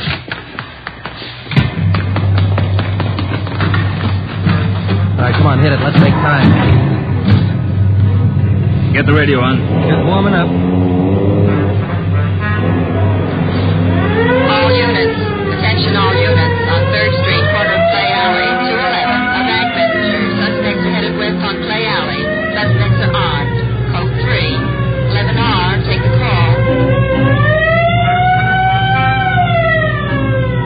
Cars are closing in fast. 4th Street up ahead, Ben. Might meet him at this end of Clay Alley. Hold on. No, looks pretty quiet at this end. Not much you can do without... Hey, look. Coming out of the alley now. Guy with the valise. Brown coat. Guy with him. Pull up, Ben. Now, let's go. All right, you two, hold it. They're running for it. Come on. Ben, watch this back. Let's go. Come on, they're losing it. I see him up ahead. They're turning on a Hill Street. Romero, come on. Will you, Skipper? You see him, Joe? Heading for the subway terminal. Yeah, they're going into the crowd. Don't lose them. All right, I'll take the ramp to the left. Ben, go with him. I'll take the one to the right. You see him, Joe? No, I lost. Now, wait a minute. There they are, over the turnstile. Come on. Joe, they're off the platform. They're crossing the track. Ed's got one of them. Come on, over the turnstile. Come on, Ben. Joe, the other guy. He's down into the tunnel. He's straight. Come on, after him. Hug the side. He's trapped, Ben. There's a train coming through. You, come back. You're trapped. Ben, get out. Hug the side. Get into it, Joe.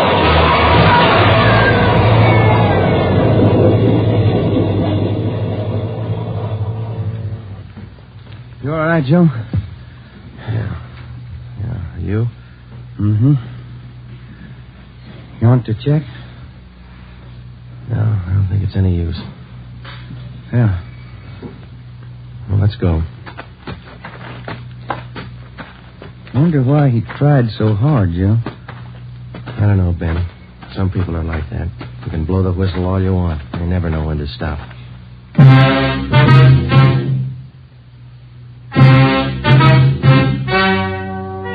The story you have just heard is true. Only the names were changed to protect the innocent. Frank Gannon, the only surviving member of the hold-up gang, was tried and convicted of the crime of assault with intent to commit murder. He is now serving out his sentence at the state penitentiary.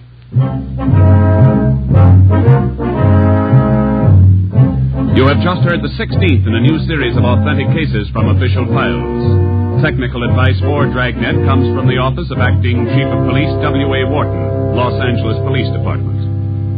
Tonight's program is dedicated to Private Richard H. Taylor of the Washington, D.C. Police Department, who on the evening of December 13th, 1946, gave his life so that yours might be more secure.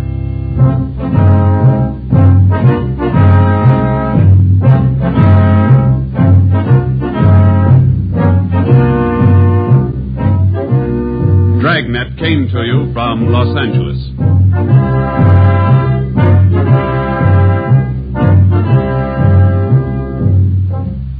Phil Harris likes a great deal about the South. We like a great deal about Phil Harris. For instance, we like his beautiful blonde wife, Alice Faye. In fact, we like the Phil Harris-Alice Faye show, and it just happens that it returns to the NBC air tomorrow. Why don't you take our advice and listen to one of the funniest shows around anywhere? That's the Phil Harris-Alice Faye show tomorrow on most of these same NBC stations.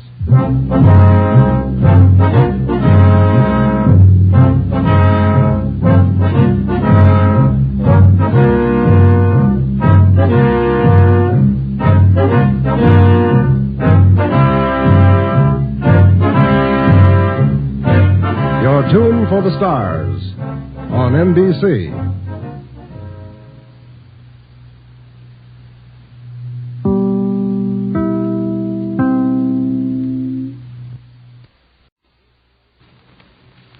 Here's another in NBC's great parade of new shows.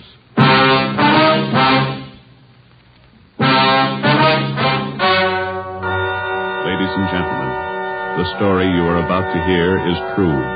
Only the names have been changed to protect the innocent. NBC brings you Dragnet.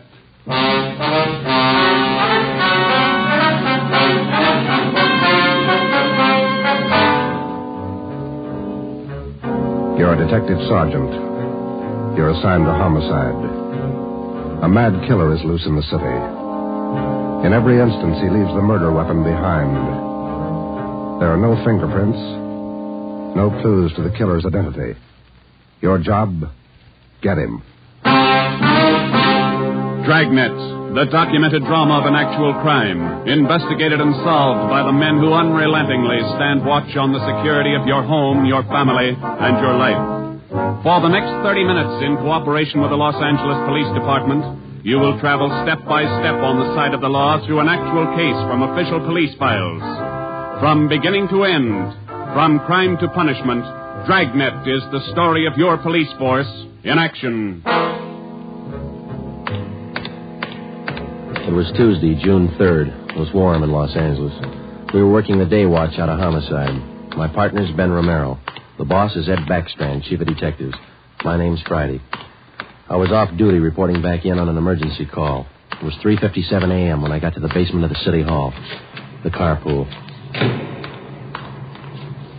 Let's go, Friday.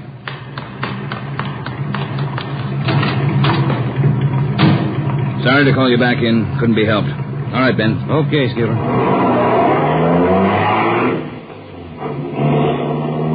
What's up, Ed? Double murder. When? I don't know. Found out about it 40 minutes ago. You got any ideas? Roughly same M.O. Was that 6413 Norwich, Skipper? No, 6430. What do you mean, the same M.O.? The same guy. Brickbat killer. How many does this make? Counting tonight, 4. We got anything at all? Smudged fingerprint we can't even classify. Sounds like a smart operator. We gotta get him. If we have to shake down the city from one end to the other. Big job, Skipper. Big killer.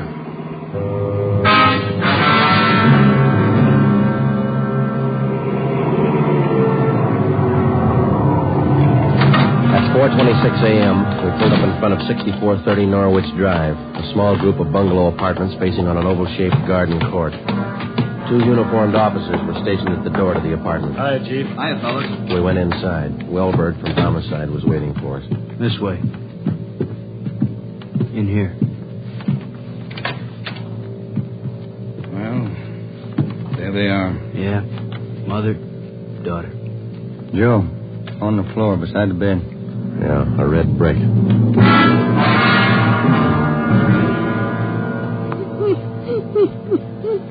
Miss Hafters, we know how you must feel about all this, but would you please try to answer a few more questions for us? Yes. All right. Poor Margaret. Miss Hafters, how long had you known Mrs. Diaz and her daughter? 9 years. This November they moved next door. I remember it so well. We got along right from the start. And as far as you know, the only close friends the mother and daughter had live right here in the apartment court? Yes. Margaret was a pretty girl, but she was no chaser, no boyfriend. Very close to her mother. The 2 of them very close. Did they keep any amount of valuables in the apartment? Money, jewelry, things like that? Oh, no. Mrs. Diaz and Margaret didn't have much, you know. Very modest income. They both worked. And you can think of no good reason. Oh, no. Oh, poor Margaret. Poor Mrs. Diaz. Lying in there. Shock. A terrible shock. Welberg. Yes, Sergeant. Would you show Ms. Hafters back to her apartment? Sure, Sergeant. Thank you, Miss Hafters. We appreciate it. Yes, thank you. Poor Margaret. Poor Mrs. Diaz. Well, Joe? Let's check with Ed. He's back in the bedroom. You get anything from the neighbors? The usual, Ed. No jealous boyfriends, ex-husbands, nothing like that. Boys find any evidence yet, Skipper? Well, still working on it. You got any theories? Well, we know the killings were all done by the same guy. Mm-hmm. Cuts the same pattern out of the window screen. Cuts the same pattern with a glass cutter out of the window. Reaches in and flips the locks. All right, where's that leave us? And before he gets inside, he makes sure there are only women in the house. That means he probably watches the house for a few days. Yeah. Once he gets inside, he wants only one thing, to kill. He's never taken any valuables. As far as we can tell, he's never searched for any. What kind of a man works like that? I think the guy's kill crazy. Hey, fellas. Yes, Donner? Here's a break. 2 fair prints. 1 thumb, 1 forefinger. What'd you get, Pete? Only got 9 points. Not enough to go into court, but enough to make him. We'll know him when we get him. Yeah. Found the prints on the lens of the old lady's eyeglasses. Probably knocked him off the night table when he went after her. And when he was done, he put him back on the table. Yeah. Had blood on his hands, see? Yeah. That's funny, isn't it? Why would he go to the trouble of picking up the woman's glasses after he killed her? We'll ask him when we find him. All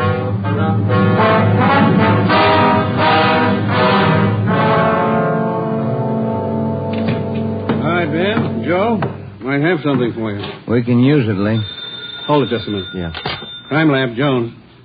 Yeah, all right. I'll tell him. Right, Ed. Backstrand. If you're through checking the victim's clothes by 8 o'clock, you can knock off for sleep until noon. What if we're not through? Take it up with the chaplain. Here's what I wanted to show you. Over here. A couple of casts. Bare footprint. That's right. Those from the Diaz place? Found them outside the dining room window in the flower bed. Take a look. Mm-hmm. Good cast. Size 9. 10. Missing toe there, huh? Left foot, first toe. That's lucky. Well, then the guy took his shoes off before he went in that house. That's the way it looks. You leave any other prints, Lee? 3 with the shoes on. Here they are. Here. Yeah.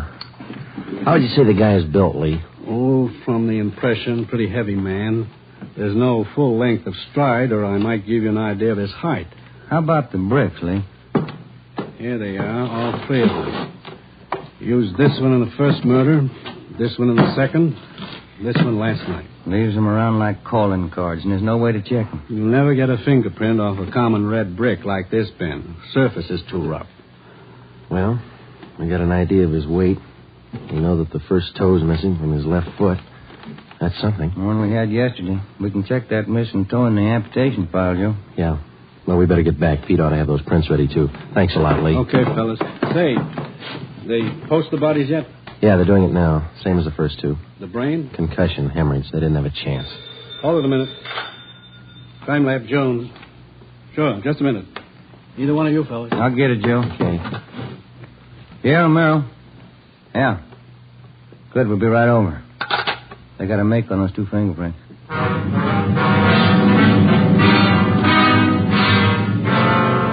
Okay, Joe. Single print file. Made him on the index finger. Let me see, Pete. Take a look, Ben. Yeah. Doesn't look like a killer, does he, Joe? Kind of nice looking. That's right, Pete. They said the same thing about John Dillinger. The name at the top of the make sheet read Carlos Richard Monterey, male, Caucasian, age 19, height 5 feet 11 inches, weight 165 pounds, dark brown hair, dark brown eyes. Last known address, 1663 Naples Street, Los Angeles. Previous arrests, 1, auto theft, February 8th, 1936. That was all. Ben and I had been expecting more. The information on the mama sheet for Monterey was 13 years old. So was the picture. So was the description. So was the address. In 13 years, a man can change in 1,000 ways. So can his habits, his appearance, his address. In 13 years, everything can change except 2 things. A man's fingerprints and a physical deformity.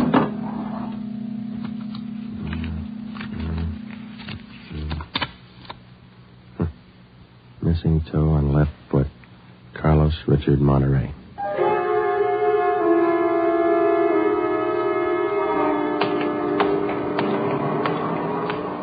Here it is, Joe. 1663 Naples. Yeah, come on.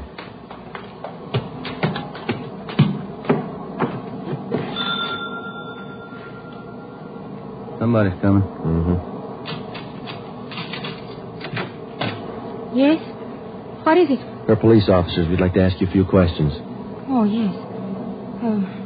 Would you like to come in? Thank you, ma'am. Yes? Would you mind telling us your name? Monterey. Isabel Monterey. What is it you want? You're married? Yes. My husband is Francisco Monterey. Would you explain why you are here? We thought you might be able to help us. We're looking for a man named Carlos Monterey. I don't understand you. We're looking for a man. We'd like to talk to him. Do you know where he is? Yes. Carlos is dead 7 years ago. He's dead, my husband told me. And does your husband know Carlos, or did he know him? He was his brother. What about your husband's parents, Miss Monterey? Where are they? They're both dead. Sometime now. Have you ever met Carlos? No, never. I have only heard of him. What have you heard of him, Miss Monterey? Do not ask me. This is important, very important. Francisco wouldn't like it if I told you. It's important, Miss Monterey, believe us. Carlos, he's sick. His mind. For 8 years, Francisco has not seen him, not heard from him. He thinks he's dead. But he only thinks so, Miss Monterey. No one's told him his brother's dead. He just thinks so. What else is there to think? Where's your husband now? At his work, his store. Rivera Street near Main. Grocery. Monterey Cartwright Grocery.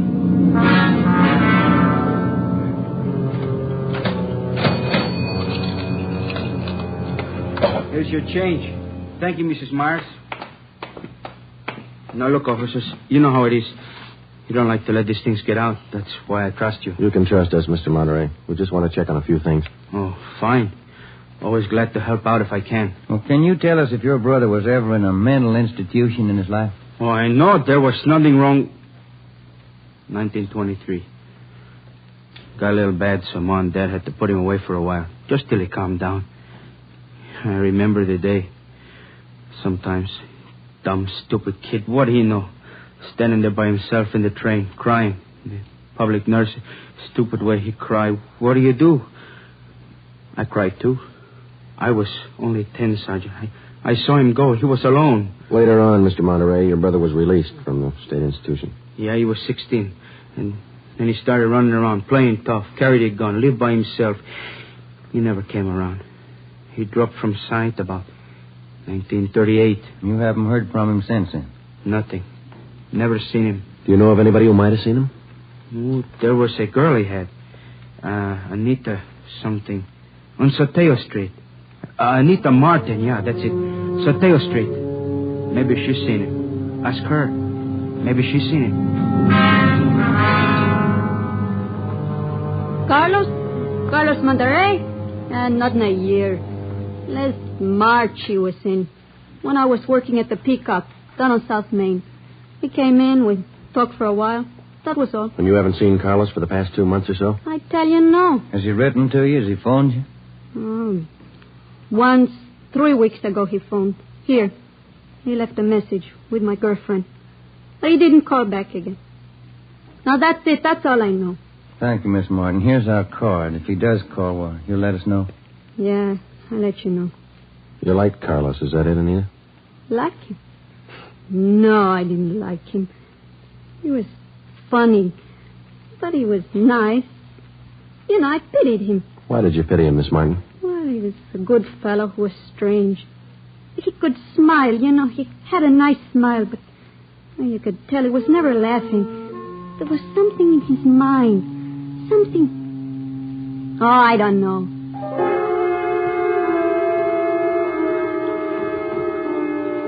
At least a year, closer to 2, I haven't seen Carlos. No letters, not a card, nothing. He was in the East the last time I heard. When was that? A year ago, January. I was in here. He sent me a calendar. Sometimes he could get along fine, very well. Other times, terrible. He couldn't keep him down. How'd he manage to stay out of jail that way, Vicente? I don't know. Sometimes he should have been in jail 5 times over. When you say you don't know of anybody who might have a recent picture of Carlos, a snapshot? No. No one I can think of. Okay, Vincenti, here's our card. If you do think of somebody, let us know, will you? It'll help. Sure, glad to. If I hear of anybody. What kind of a day is it outside? Hot? Hot.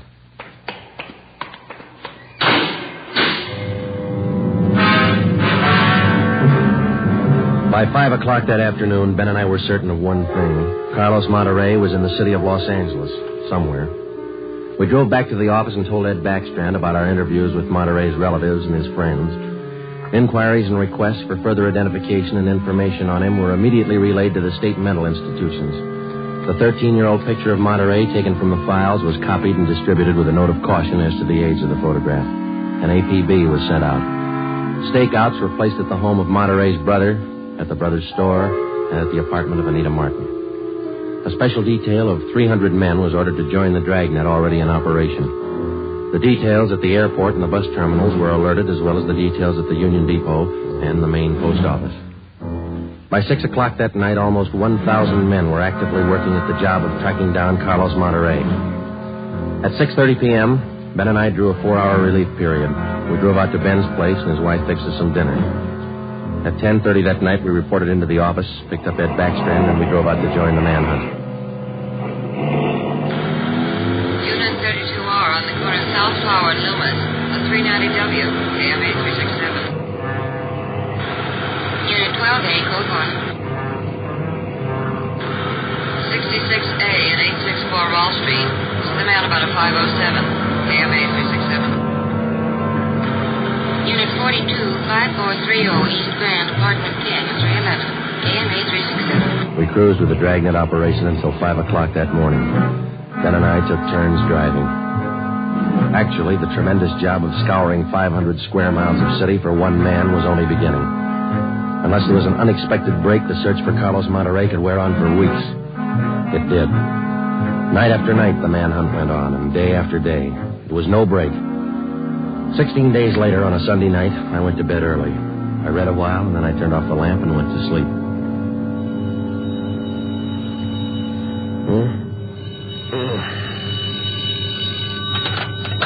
Hello?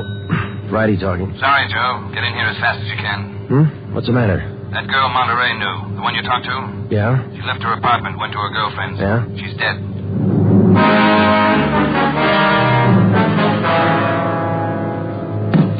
There it is.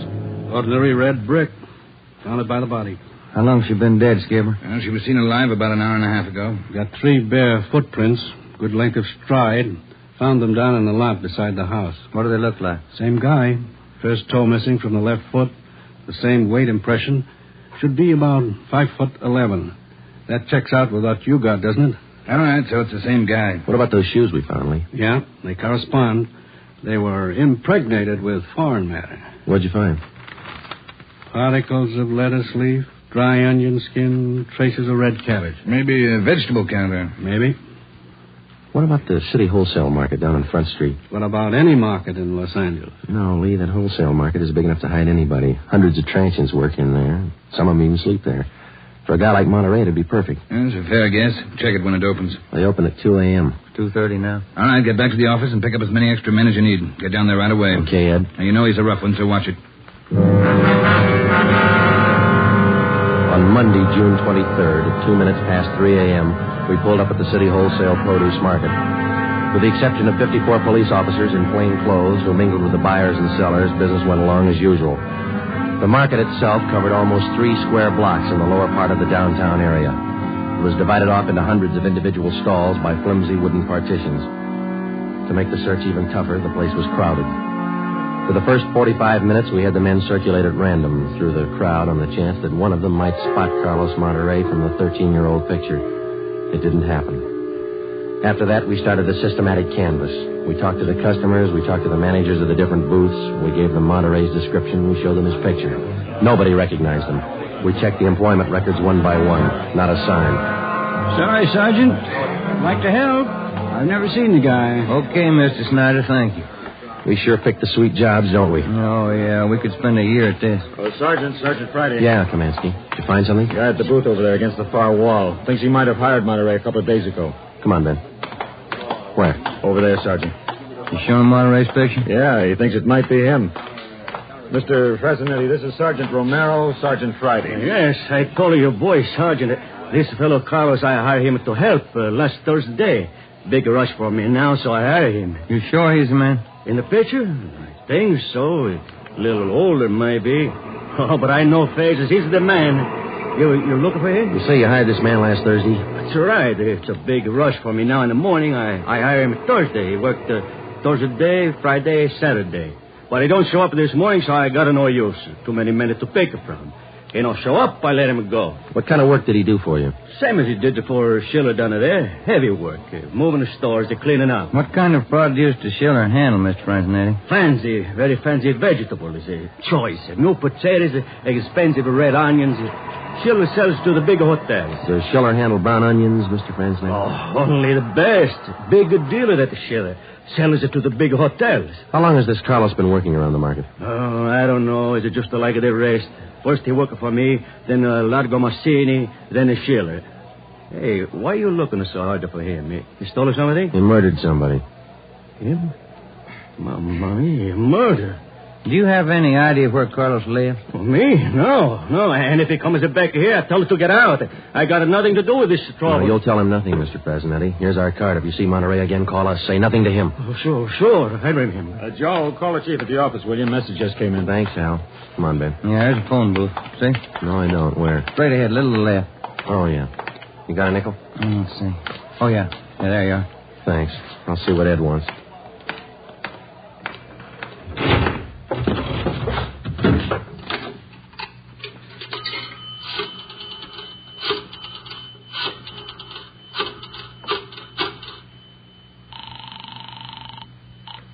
City Hall. 2511. 2511. Chief of Detectives Office, Hannon. Hi, Mike. Ed there? Ed, take it on extension 2, will you? Backstrand talking. Friday, Ed. Move fast on this one, Joe. What's up? Main post office. Carlos Monterey picked up a letter there less than 5 minutes ago.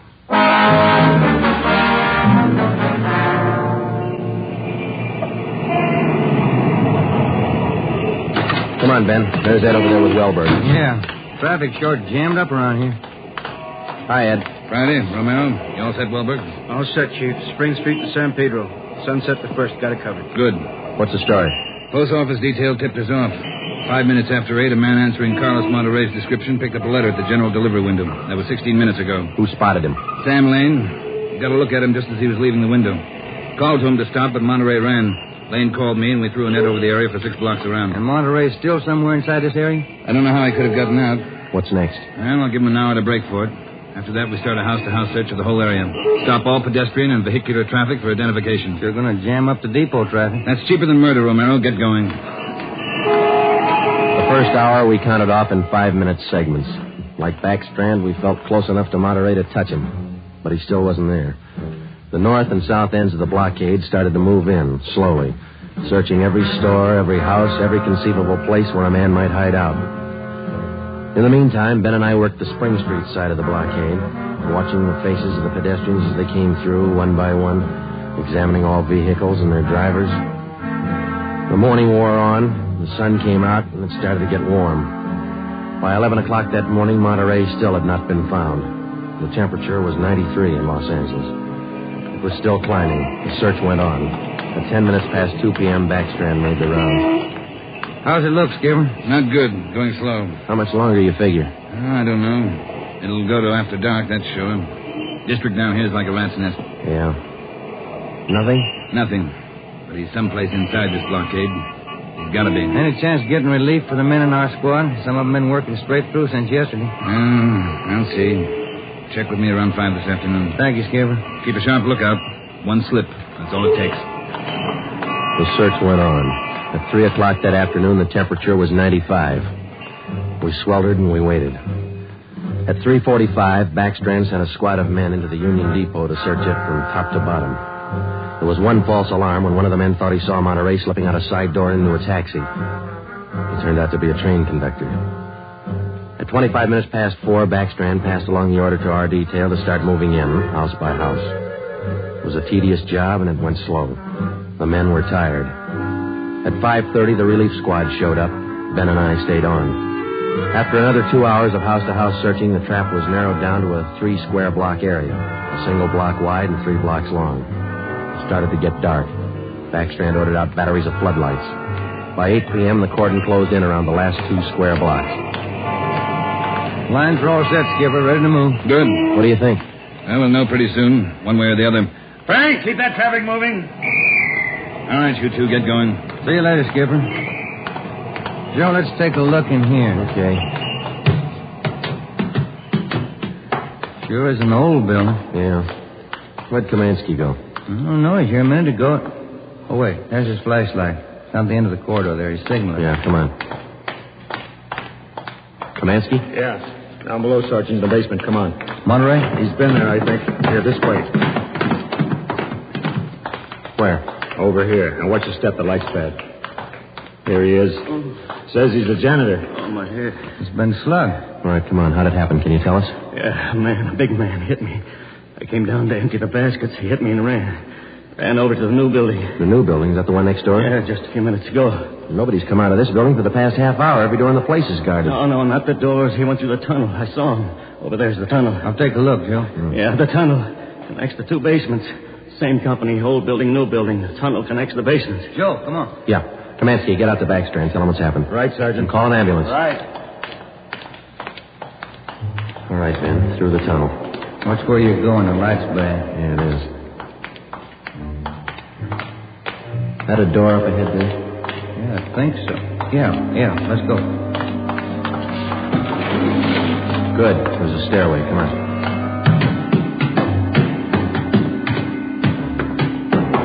Watch the doors. Joe, the elevator. They're both on the third floor. Let's head for the stairs.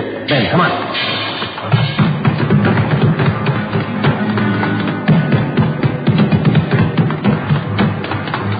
One more floor. Yeah, right.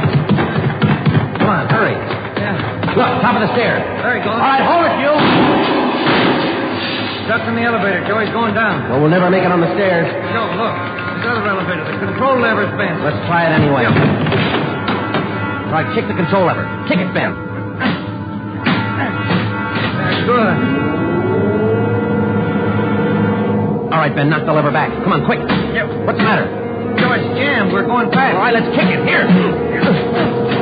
There, that does it. Can you reach the door control? Wait just a minute. I'll see.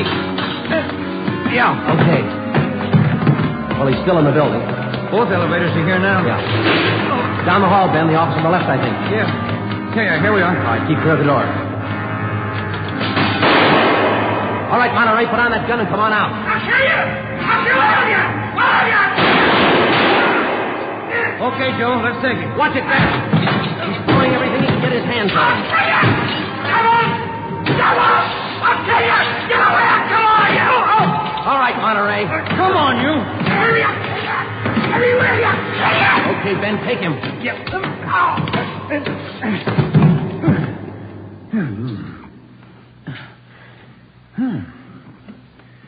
Nice looking guy. Clean cut. Yeah. Doesn't figure, does it? What's that? My wife would say he doesn't look like a killer, does he? What's a killer supposed to look like? The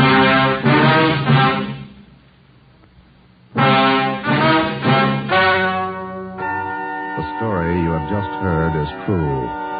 Only the names were changed to protect the innocent. Carlos Monterey was examined by 5 different psychiatrists appointed by the Superior Court and was found to be sane. He was tried and convicted of murder in the first degree. He was executed in the lethal gas chamber at the state penitentiary.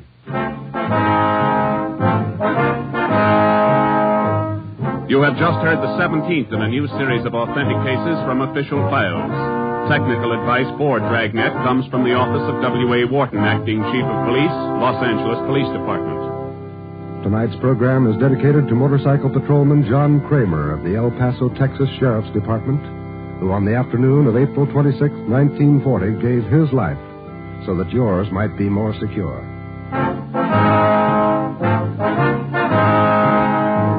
Dragnet came to you from Los Angeles.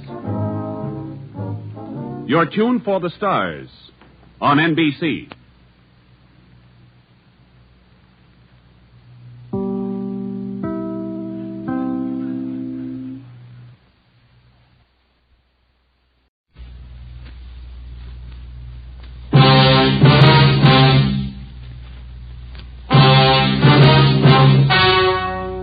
Ladies and gentlemen, the story you're about to hear is true.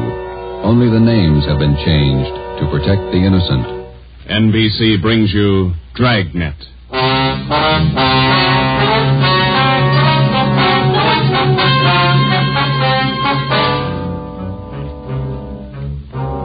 You're a detective sergeant. You're assigned to burglary detail. A gang of hijackers has started to work in your city. Truckloads of valuable merchandise have vanished. The thieves are clever, seem to have a foolproof system. Your job, find them.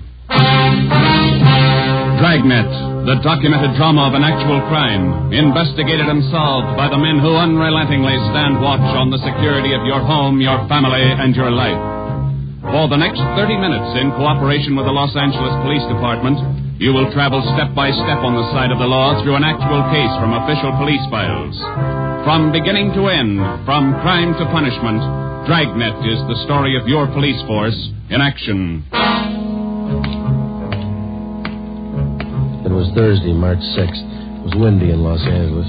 We were working the night watch out of burglary detail. My partner's Ben Romero. The boss is Ed Backstrand, chief of detectives. My name's Friday. I was on the way back from the record bureau, and it was 5:35 a.m. when I got to room 2A, interrogation room. Read this to him, Ben. Yeah. 2,600 dozen nylon stockings, 45 bolts of silk, 58 cases imported perfume. Where are you dumping this stuff, Laval? That's what we want to know. I told you the truth. I have nothing to do with it. I don't know anything about it. What was this stolen waybill doing in the cab of your truck? How many times do I have to tell you? I don't know. Your fingerprints are all over it. You must have carried it there. I didn't carry it there. Somebody's out to frame me. How many in the hijack gang, Laval?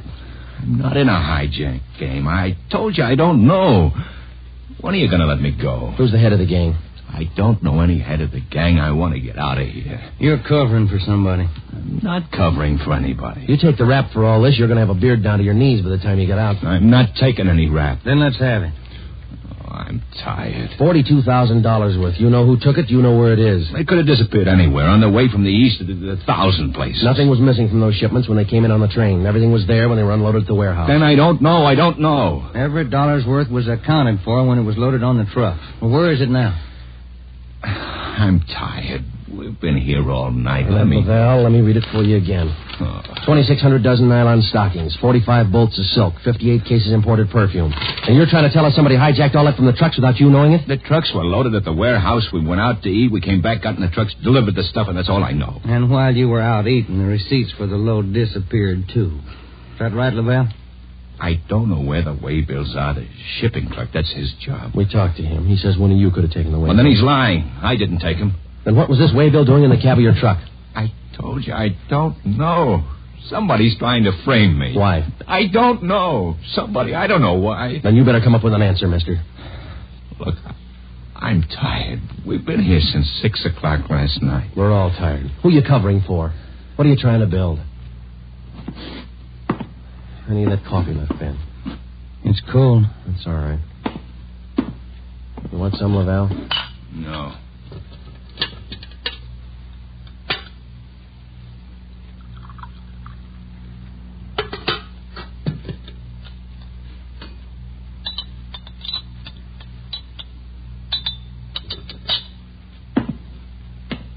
All right, now look, let's get one thing straight. We've been here all night. We can be here all day, tomorrow, the day after that, and the day after that. Yeah. We got enough to make you on this. You know that. And we're going to stay with you to tell us the truth. Everything. I've told you all I'm going to tell you. We stay here for 6 months. You got it all. This your home phone? Hillside 8321? That's right, 8321. What time's your wife get up, Laval? What do you mean? Ben, get an outside line. Yeah. You're not going to call my home. That's Hillside 8321, Ben. Outside, please. Don't do that. Don't. Not my wife. Please. All right. Ask the questions again. This time I'll give you the answers. Thomas Laval was 38 years old. He was a well-respected man in his community. Sometimes it's like that. You can question a man for hours, and he'll never give you any information. But somewhere in every man's makeup, there's a weak point. We were lucky enough to find Laval's. He told us that he would give us the locations where the hijacked goods were hidden. He told us the addresses were written on the ledge of a windowsill on the 7th floor of the Teamsters Union Hall. It was 8:30 a.m. On the 7th floor, is that right? Yeah. Do me a favor. Don't make it too big. Well, look, we have to walk through the hiring hall before we get to the elevators in the back. Yeah? These handcuffs. They'll see them, all the guys in the hall. They know me. Can't you take them off my wrists till we get in the elevator? Sorry, Laval. Well, I won't try anything, but don't make me walk in front of them with these on. Sorry. Just till we get in the elevator. Can't you do that? I don't want the guys to see me. Well, here's my overcoat, Laval. I'll drape it over your hands here, and they won't see the cuffs. There you are. Come on.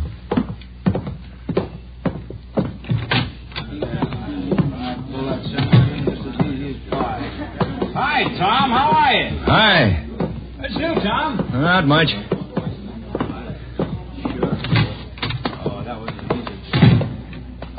Let's take the elevator. Yeah.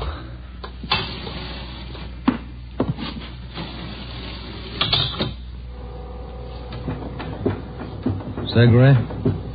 No, thanks. Yeah? Yeah. Okay. Thanks.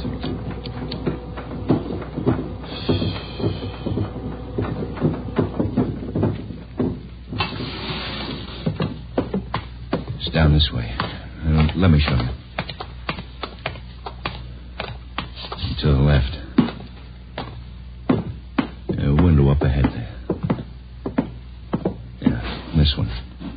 see anything on the windowsill? It's on the outside.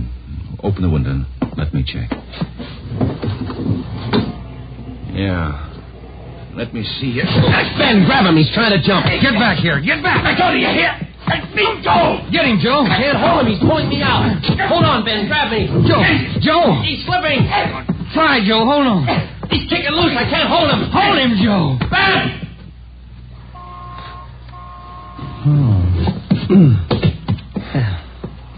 I couldn't hold him. You almost went with him. Let's get downstairs. What happened? Call an ambulance. There's been an accident. Thomas Laval was 38 years old. He was a well-respected man in his community. He died with the same reputation. We had a prisoner who had met his death while in our custody. In cases like this, we had to have witnesses.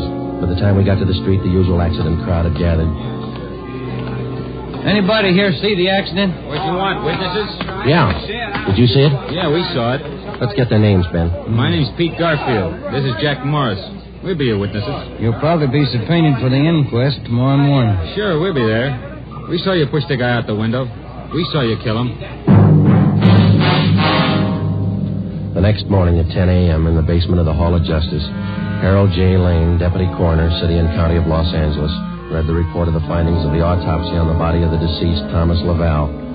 As is customary at a coroner's inquest, the identification witness was called to testify first. Elizabeth Laval, please. Raise your right hand. Do you solemnly swear that the testimony you're about to give to be the truth, the whole truth, and nothing but the truth, so help you God? Yes. Be seated. State your name. Elizabeth Laval, What is your address? 1216 East Camarillo Drive. What is your occupation? I'm a housewife. What is your relation to the deceased? His wife. Have you viewed the body of the deceased in this office? Yes. Who was the deceased? Husband. Thomas Laval. Is there anything further you wish to add? Thank you. Step down, please. Joseph Friday. Raise your right hand. Do you solemnly swear that the testimony you're about to give to be the truth, the whole truth, and nothing but the truth, so help you God? I do. Be seated. State your name. Joe Friday. What is your address? 4656 Collis Avenue. What is your occupation? I'm a police officer in and for the City of Los Angeles. Are you the investigating and arresting officer on this case? I am. Will you state briefly the facts relating to the death of the deceased? On the morning following the arrest by us of the deceased on suspicion of grand theft merchandise, he expressed a desire to assist us in the apprehension of suspects involved in these thefts and the recovery of property taken in them. Did he assist you?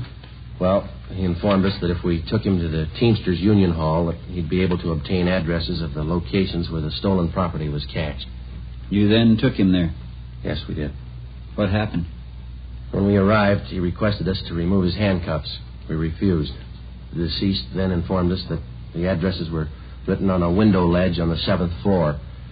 When we arrived at the window, under the pretense of searching for the addresses, he threw himself over the ledge. I grabbed his left leg to restrain him, but he kicked loose. Did you at any time have any idea that the deceased planned such action? I did not. What did you do then?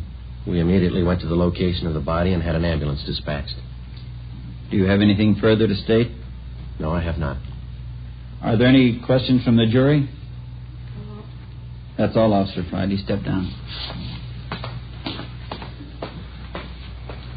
Peter Garfield. Raise your right hand. Yeah. Do you solemnly swear that the testimony you're about to give to be the truth, the whole truth, and nothing but the truth, so help you God? Yeah. Be seated. State your name. Pete Garfield. What is your address? 1654 North Pico. What is your occupation? Truck driver. Down at General Warehouse. Did you know the deceased? Yeah. How did you know him? I worked with him. And that cop's a liar, and so's his buddy sitting over there. Please confine the testimony of this inquest to facts. Were you present at the time the deceased met his death? Told you I was. And those two cops pushed Tom out of the window. Where were you at the time the deceased was pushed or jumped from the window? Jack and I just left the Union Hall. We were going out the front door when it happened. What attracted your attention? I heard him scream. When I looked up, Tom was falling. That cop was standing at the window watching him. Did you see the officer push him? Yes, I saw him. Did I understand you to say you were on the street outside the building at the time? Yeah.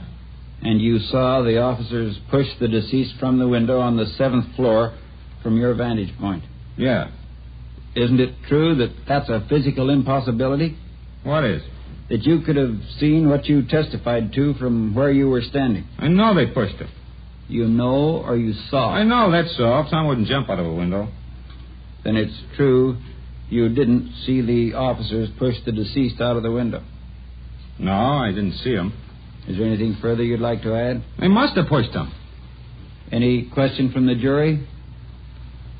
That's all, Garfield. Step down. Dorothy River. Raise your right hand. Yes. Do you solemnly swear that the testimony you're about to give to be the truth, the whole truth, and nothing but the truth, so help you God? I do. Be seated. State your name. Dorothy River. What is your address? 211 South Beverly Drive. And what is your occupation? I'm a stenographer at the Teamsters Union Hall. Were you present the morning the deceased met his death? I was. State where you were and what you were doing. I was in our office on the 7th floor doing some filing. Please state what you witnessed. The filing cabinet in our office is by the door. The office faces on the hallway, and the door happened to be open. I heard a commotion and looked out. I saw those two officers struggling with the man. Did you hear any conversation? Yes. I heard that officer there say, "Get back here, get back." The man outside the window yelled, "Let me go, let me go." And this officer here, Officer Friday, said, "He's pulling me out. Hold on, Ben, grab me." How far from the window were you? I'd say about 15 feet. Do you have anything else to add? Yes.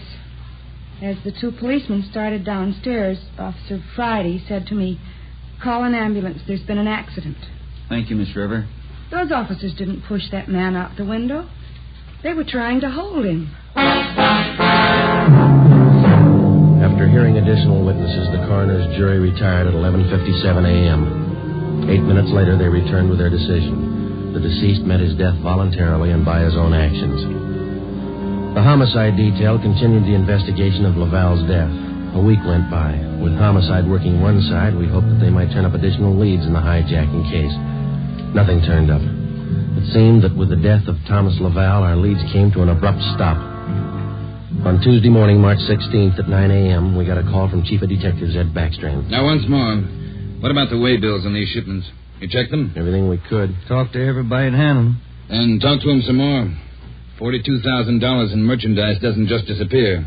Now, who's the last one to handle those way bills? The warehouse shipping clerk. The bills were signed and stamped. 2 hours after he filed them in his desk, they disappeared. What about the truck drivers? You checked them out? Talked to all of them. Nothing so far. Nothing was missing from those shipments until they left the warehouse. Is that right? Yeah. And somewhere in between the warehouse and the delivery points, $42,000 worth of goods disappeared. Somebody's got to be hijacking those loads. We know that, but how do we get to it? Maybe they're working alone. Maybe they're working with the truck drivers. It's one of the others. Got to be. We just hadn't lost Laval. Well, you lost him. That doesn't close the case. You got a suggestion? Yeah, I got a suggestion. Crack it.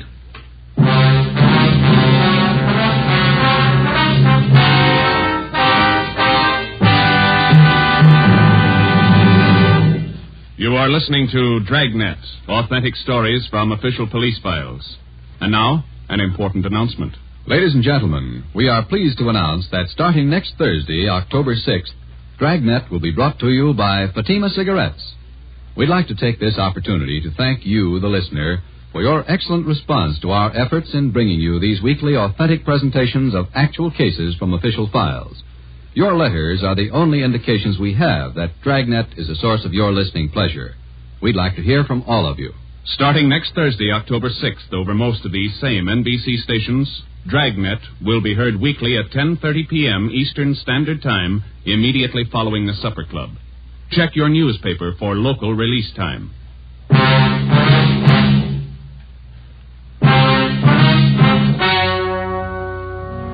We stayed on the job. Another week went by. No leads. We spent so much time at the general warehouse where the merchandise disappeared that we almost got to be a part of the crew. We got to know everybody. We made frequent visits to the Teamsters Union Hall, but got us nothing. On Wednesday, March 26th, we reported in for work at 8 a.m. Friday, Romero. Yes, Skipper? You fooled around just long enough. They hijacked another load last night. $38,000.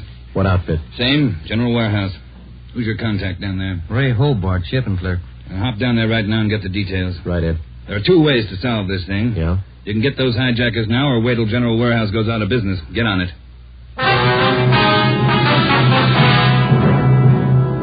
Hobart, who was the shipping clerk on duty last night? I was, working for Siggy, Siegelmeister. He's out of the cold. And you saw the stuff was loaded on the trucks and you checked the waybill. As usual. Everything as usual. Checked the trucks out at 2 a.m., went back to the office, filed the waybills. You work a pretty heavy schedule, Hobart. You started at 2 a.m. and you're still on duty? It took the last 4 hours of Siggy's shift, at 2 a.m. to 6 a.m. He had a cold. I was back here at 10 this morning to start my own shift. When did you find out the waybills were missing on that shipment last night? Just before I went off. Maybe 5:30, 5:45. Well, how about the truck drivers who handled that load, Hobart? You got them? Let's see. I got it right here. Okay. Here you go, Sergeant. Jack Morris and Pete Garfield. Jack Morris and Pete Garfield were brought in for questioning. We double-checked with Homicide and found that their reports on Morris and Garfield tallied with ours. No previous records. Both men had been tailed for a reasonable length of time since their testimony at the Laval inquest. Their actions failed to implicate them. 4 days after the second hijacking, we got a tip from one of our informants down in the warehouse district. He told us that a man in a gray suit had been hanging around the coffee shop next to the Teamsters Union Hall. He was peddling nylon stockings cheap. There had been other reports like this, which we had followed up, but none of them had paid off. Usually such leads didn't pay off, but we couldn't be sure. They had to be checked. At a few minutes before 5 that afternoon, we found the nylon salesman in the gray suit in the back booth of the coffee shop adjoining the Union Hall. Look, Mag. Take a look. Fine it. You can't do better. 51-gauge nylon. Look good, huh? Sure do, don't they, Joe? Yeah, they do. We've been looking for you, Mac. Some of the guys in the Union Hall said that you'd be around. Sure, I saw lots of these around the hall. Truck drivers, just like you, buying them like crazy. Good deal. Sure looks like it, Mac. How many per can we have? Many as you want. 4 bits a pair, you name it. You got a couple of dozen for us? Couple of dozen? Mm-hmm. No, not on me, but I can get them. Many as you want. Well, we're kind of in a hurry. Can you get them for us fast? Couple of dozen. Better make it 3 dozen, huh, Joe? Yeah, if you want. 3 dozen. Can you get them now? Couple of hours I can get them. Same quality. Want to meet me here? Oh, I don't know. We wanted them for tonight. My wife's birthday, you know. Well, maybe an hour and a half. How's that? 3 dozen, meet you here. Oh, look, Mac, maybe we're both heading the same direction. Can't we go with you and pick up the nylon? Save time for all of us. No, I don't think so. No. Can't you wait? Hour and a half? How's that? Ever find a better buy? I'm sorry, Mac. I wish we had the time. Well, where do you have to go to pick up these nylons? Oh, way out. Sunset Boulevard near Fairfax. Can't you wait? I'll make it fast. Well, can't we pay you and then go out and pick them up ourselves? Huh? No. Don't work that way. No. Can't you wait here? I'll make it fast. Well, we ought to be home now, Joe. Yeah, I'm sorry, mister. We'll have to skip it. Yeah, maybe we can pick up something on the way home, Ben. Candy or something. Wife likes candy. Now, look, fellas, I don't want to see you lose out on this deal. I'll meet you halfway. How you mean? Look, together we'll go out to Sunset and Fairfax, huh? Near the place. You wait there at the hamburger stand, and in 5 minutes I'll bring you the stuff, okay? Oh, I don't know. We're late already, but... All right, it's a deal. I'll call the wife and tell her we're going to be a little later. 3 dozen, is that right? 3 dozen of the best. You can't do better. All right, I'll be back in just a minute.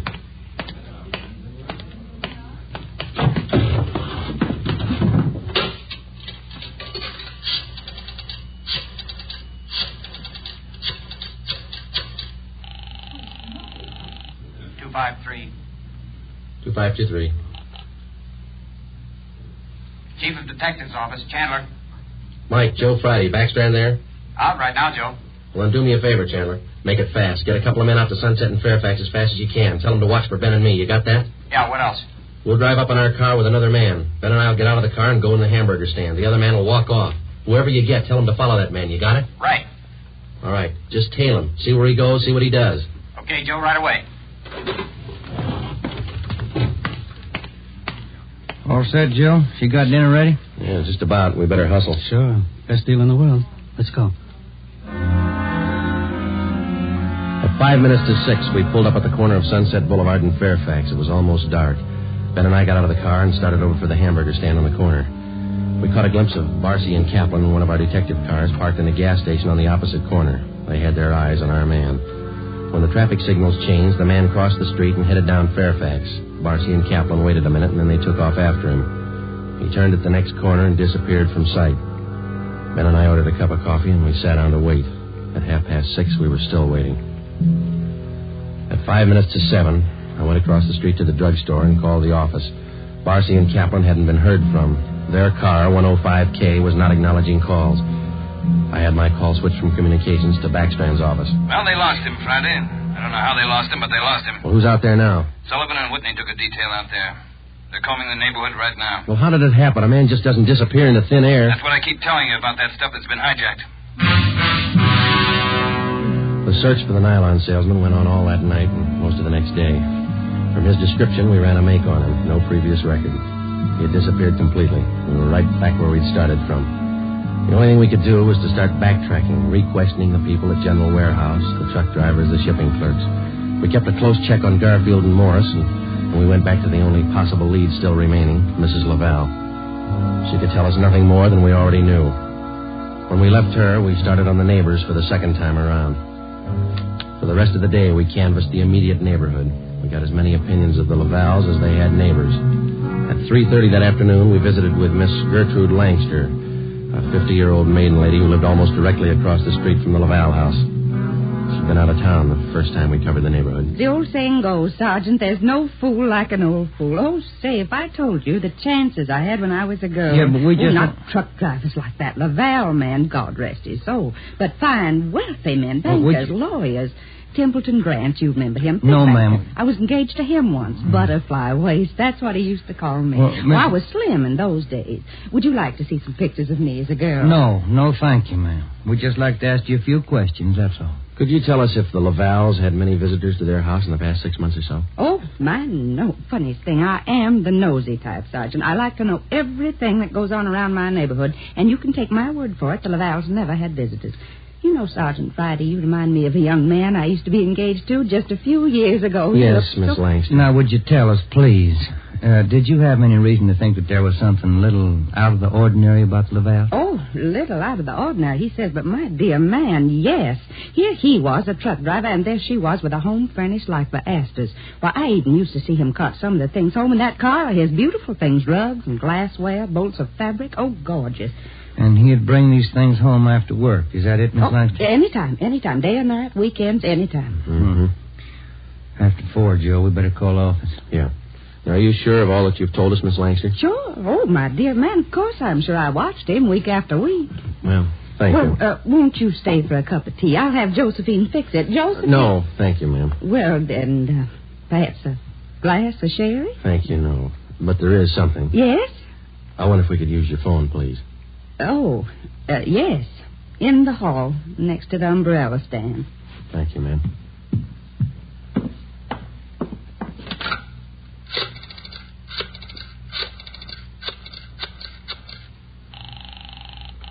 City Hall. 2523. 2523. Thanks, Trent. Friday, Ed. Nothing much here. Well, there's something here. Barcy and Kaplan just called. Pete Garfield left his house half an hour ago. Then he picked up Morris. What's so unusual about that? Nothing, except the guy driving the car is the little man in the gray suit, the nylon salesman. Barcy and Kaplan are tailing him. Where are they now? Headed north out Riverside Drive. There's nothing out there but a golf course and a lot of riding stables. I don't care what they do for recreation. Go get them. With red light and siren, it took us 12 minutes to pick up Barcy and Kaplan on Riverside Drive.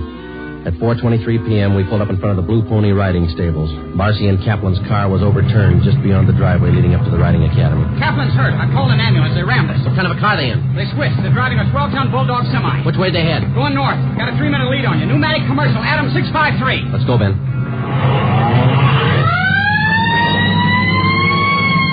Can you see him, Joe? No, not yet. Watch that crossing. Up ahead, Joe. That's a semi. Can you read it? Wait a minute. Adam 653, that's them. Took a right on Lancashire. Don't lose them. They're pushing that semi too hard. Look at that trailer sway. They'll have to stay on Lancashire. They're going too fast to turn now. Traffic's closing in up ahead of them. They better not turn. That's what they're doing. Look at that trailer whip. They're going over. Into that storefront.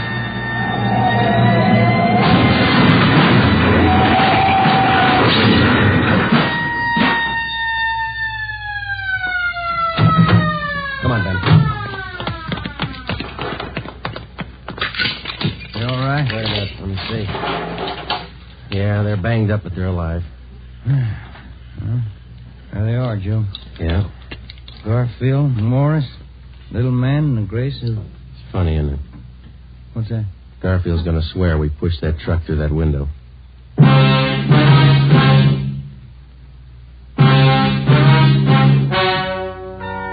The story you have just heard is true. Only the names were changed to protect the innocent. Peter Garfield, Jack Morris, and John Dolfo, the stocking salesman, were hospitalized and later brought to trial. They were convicted on charges of grand theft and received sentences as prescribed by law. They are now serving their terms in the state penitentiary. You have just heard the 18th in a new series of authentic cases from official files.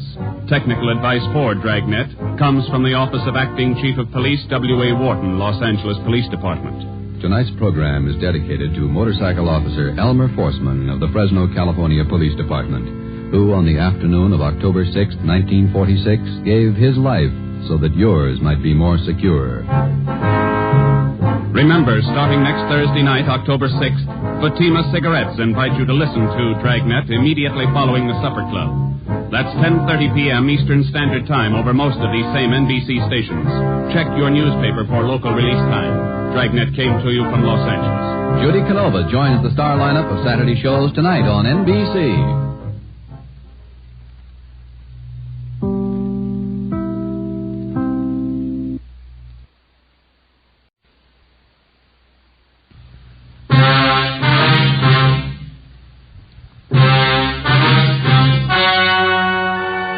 Ladies and gentlemen, the story you are about to hear is true. Only the names have been changed to protect the innocent. Fatima Cigarettes, best of long cigarettes, brings you Dragnet.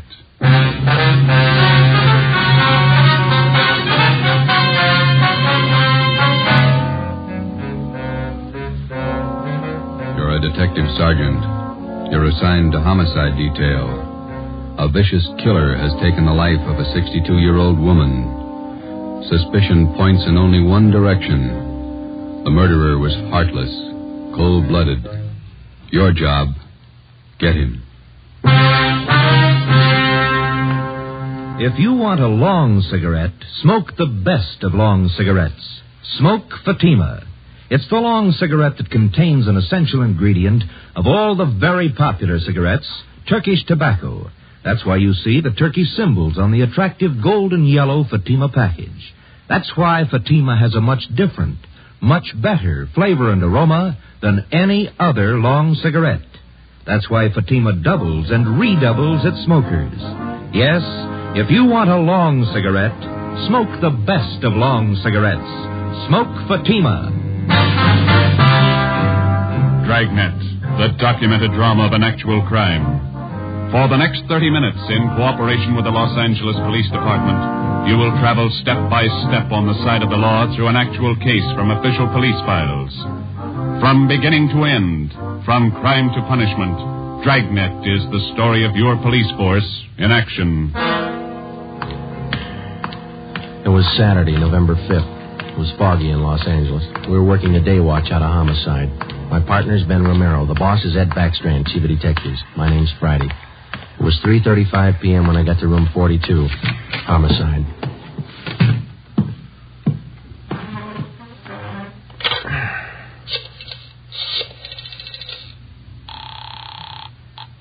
Long distance. This is Friday in homicide. I'd like to place a call to Mr. Frank Renard in Murphy, Idaho. The number's 761. Frank Renard, Murphy, Idaho, 761. Yeah, that's right. The call's been cleared with the business office. All right. You want me to call you back, Sergeant? No, I'll hang on. Okay, I'll place it for you.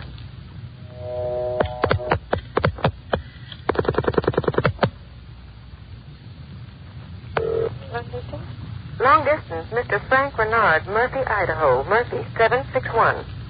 Thank you. New Haven, Connecticut. Your number, please. Track the call to Madison, 7961. Thank you. The time and charges when the call's completed, operator. Rate operator? You ready to put on my help? Yes, Murphy, Idaho, routing and person rate.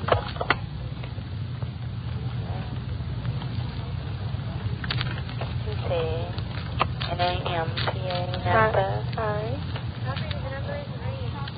4-3. Sorry. 160 plus. 160, thank you. Welcome. Through Boise.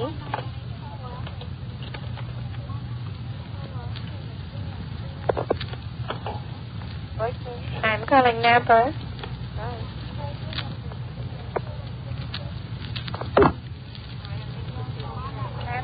Murphy, 761. Thank you.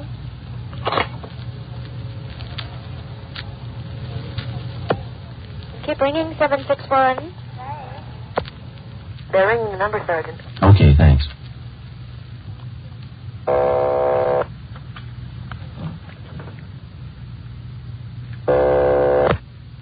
Hello? Mr. Frank Renard, please. Los Angeles calling. What do you want? Mr. Frank Renard, please. Los Angeles calling. I'm Frank Renard. Go ahead, please. All right, Sergeant, go ahead. Hello? Hello? Hello, Frank Renard? Yeah, who's this? This is Sergeant Friday, Los Angeles Police Department. I've got an urgent message for you. For me? Well, what's the matter? Well, your wife, Dolores, asked me to call you. Something's happened to your mother. What do you mean? What's happened? I better let your wife tell you. She wants you back in Los Angeles right away. But what's this all about? I can't leave my job now. You better come. Your mother's been murdered.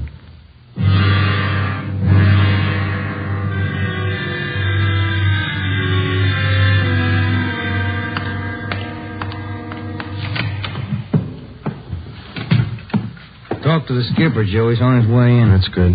Did you call my husband? Did you? He's flying down from Idaho tonight. Be here in the morning. You tell him about me? The trouble I'm in? I told him his mother was murdered. That's all I told him, Mrs. Renard. What am I going to say to Frank? He always sided in with his mother. He'll never believe me. What can I tell him? Jury can give you more trouble than your husband can. What you going to tell them? Are you stupid or something? How many times do I have to say it? I didn't kill her. I didn't kill her. It's a small room, Ms. Renard. We can hear you.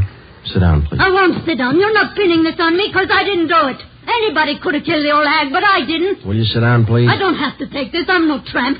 Keeping me in here, asking me questions. I told you all I know. Look, you're in a bad spot. I hope you realize that.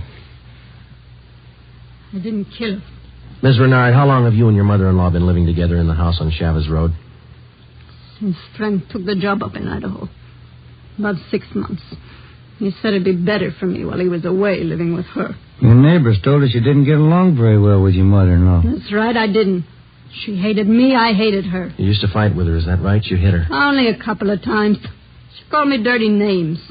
I hit her. She pulled me by the hair. And I hated her like everything. I didn't kill her. Once more, Ms. Renard, would you mind telling us how you spent your time since early this morning, where you went, what you did, everything? I told you already everything. Will you tell us again, please? I got up about 9:15. I had a cup of coffee and then I got dressed. The old lady was on the back porch doing the washing. What did your mother-in-law do for a living? I told you. She took in washing. After I got dressed, I left the house. About 10 minutes after 9, I went downtown to the dentist. He filled a tooth for me. This one here, you can ask him. What time did you leave the dentist's office? About 10:15. Maybe 20 after. You can ask him. What'd you do after that? I walked around window shopping. Did you buy anything? Talk to anybody? I told you no. What time did you get home? 12:30. I went in the bedroom. The old lady was on the floor. Blood all over. I felt her heart. It wasn't beating. Is that when you got the blood on your dress? Yeah. Now, that's all I'm going to say. 3 times I told you the same story already. And you still can't account for your time between 10:20 this morning and the time you found the body and called the police at 12:30. I told you, I left the dentist, I went window shopping, then I walked home. And during that time, you didn't talk to anyone and no one saw you? Lots of people saw me. People on the street downtown. I'm no tramp. I don't talk to everybody. None of your neighbors saw you come home, Ms. Renard? Of course they didn't see me. I cut across the back lot up from San Jose Avenue. I came in the back way. The lady who lives next door to you. She says she was in the backyard about noontime. She stayed there till after 1 o'clock. She didn't see you come in the back way. And she's a liar. She's a dirty liar. You and your husband took out an insurance policy on your mother-in-law last year. Is that right, Ms. Renard? Sure it is. What of it? $5,000? Yeah, so what?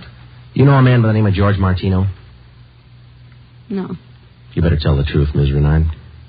All right, so I do. He's a friend of mine. You've been running around with him since your husband's been away. None of your business. I do what I want. Your mother-in-law found out about Martino. That's what you fought about most of the time. Oh, she was crazy. He's a friend of mine, that's all.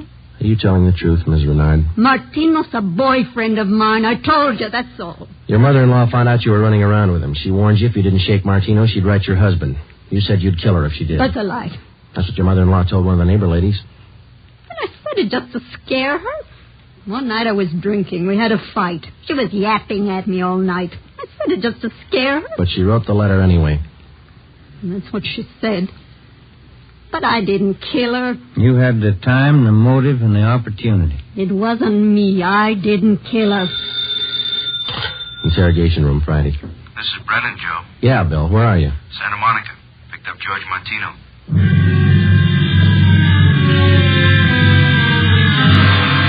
Ben and I drove Mrs. Renard to Lincoln Heights Jail, 5th floor, and had her booked on suspicion of 187 PC. When we checked back in at the office, Brennan and Wiseman, the other 2 men on the case with Ben and I, were questioning George Martino in the interrogation room. Ben and I stood by. Martino admitted only 2 things. He had been running around with Mrs. Renard since her husband left town, and he had heard Mrs. Renard express a desire to do away with her mother-in-law. After the questioning of Martino, Sergeant Brennan, Ben and I met with Chief Ed Backstrand. It was 5:15 p.m. You got everything but the murder weapon, huh? That and Mrs. Renard's confession. She ought to come through, huh, Joe? I don't know. She's scared, but she's still got a smart mouth. What about Martino, Brennan? You think he had a hand in it? I don't think so. We spent most of the afternoon talking to him. He hasn't got the guts. We took a statement. And does he have an alibi? Solid. What was the cause of death? Strangulation, multiple fractures of the skull. All the motives are with Mrs. Renard, Chief. Pretty clear-cut job. No evidence of robbery or burglary, I guess. A couple of dresser drawers in her bedroom were emptied on the floor and clothes tossed all around. Pretty obvious plan to make it look like burglary. Maybe. We found 3 $1 bills in plain sight. They were on the floor near the body. If a burglar went through the stuff, he wouldn't have missed that money. Then it shouldn't be too much trouble tying it up. Shouldn't be, Skipper. Friday and Romero, you follow the case through. Just a minute. Hello, Backstrand. Yeah? What? All right, I'll send him over. Lee Jones. Just finished checking the evidence at the crime lab. Yeah? He thinks Mrs. Renard's innocent.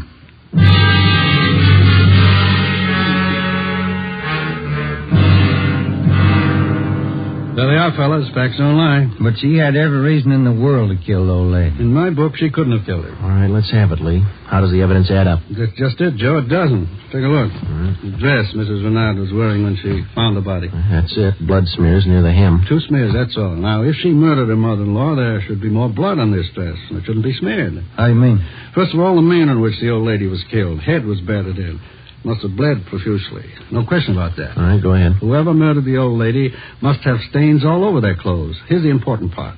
Because of the nature of the wound, it would have stained in drops, not smears. Well, how can you tell the difference? Maybe these are drop stains on her desk? They're not. I checked them with a microscope. Only the higher ribs of the cloth are stained. The smears, nothing else. But a drop forms its own definite drop pattern and permeates the cloth, soaks in. No signs of that on her dress. Not a one. Now, here's the silk scarf the old lady was strangled with. Yeah?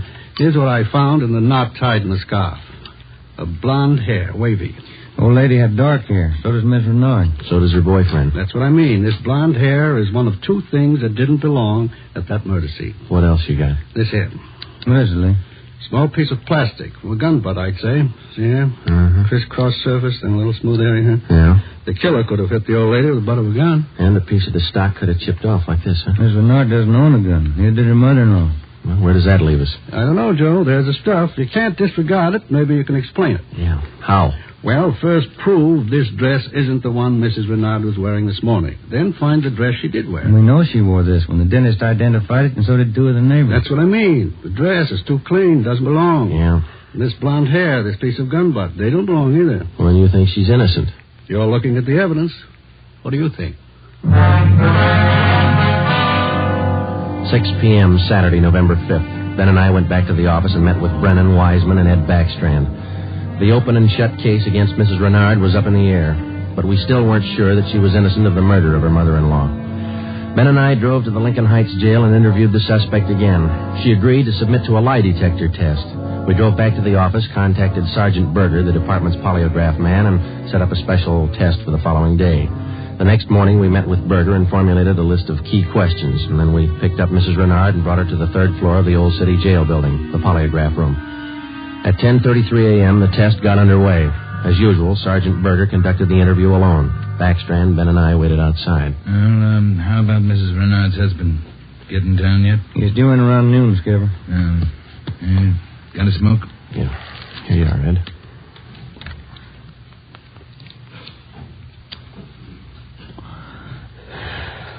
Yeah, thanks. Time is it now? 11:25. Here's Berger now. That's it, Ed. Well, what'd you get? I can study the chart a little more. The results are pretty well defined, though. How's it look? No reaction to the key questions. What's your opinion? I don't think she did it.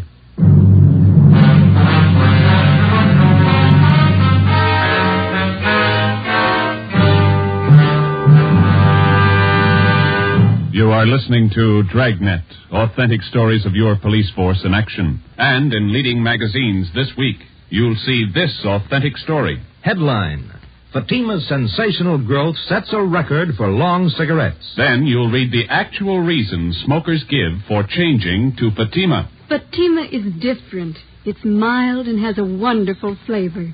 Fatima's best. These are the words of Miss Pamela Bookman of New York, where Fatima has increased its smokers 132%. Fatima tastes much better than any other long cigarette. It's the best. Says Mr. James S. Winterhalter of Detroit, where Fatima smokers have increased 348%. I like the flavor, and Fatima is mild.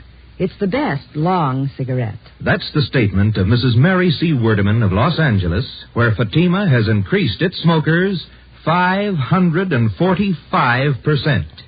Yes, more and more long cigarette smokers every day agree. A change to Fatima is a change to the best. Enjoy Fatima yourself. Best of long cigarettes.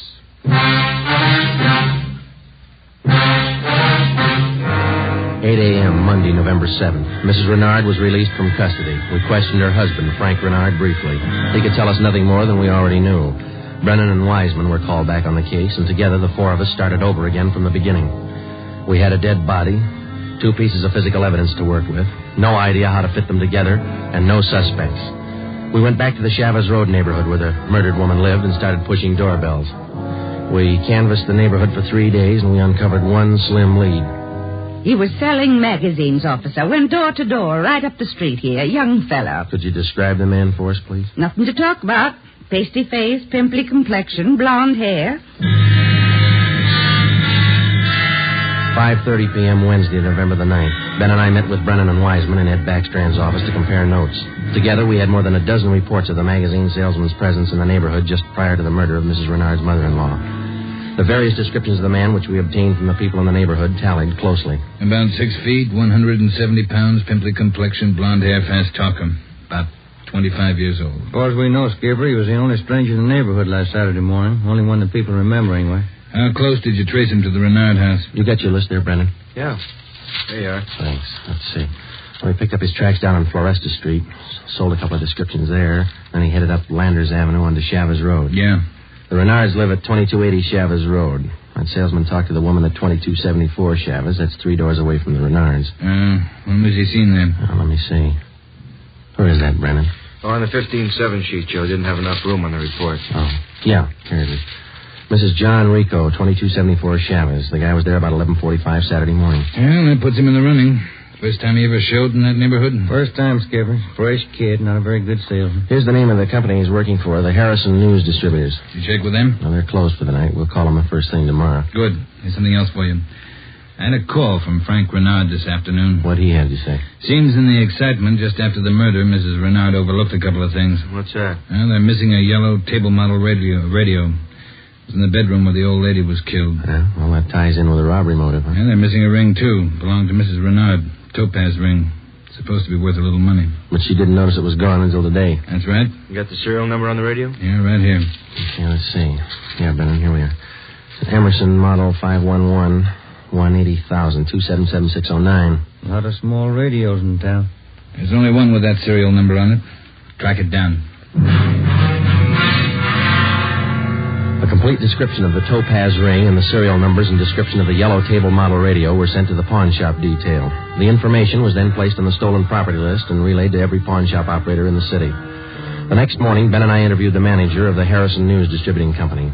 There, the suspect had given his name as Sam Bricker. We checked out his home address. Turned out to be a gas station in North Hollywood. We took the suspect's job application blank with a specimen of his handwriting, and then we drove back to the office. Sam Bricker. We were unable to get a make on the name from the Record Bureau. We checked the cards, and every known criminal who was cataloged in the oddity file as having a pimply complexion. None of them matched.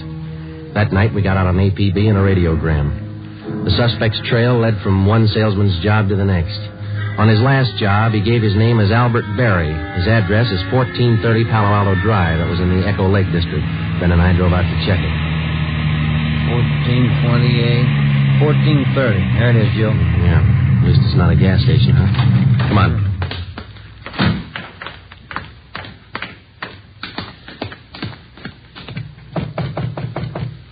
Tiresome, huh? Yeah, I could stand a change.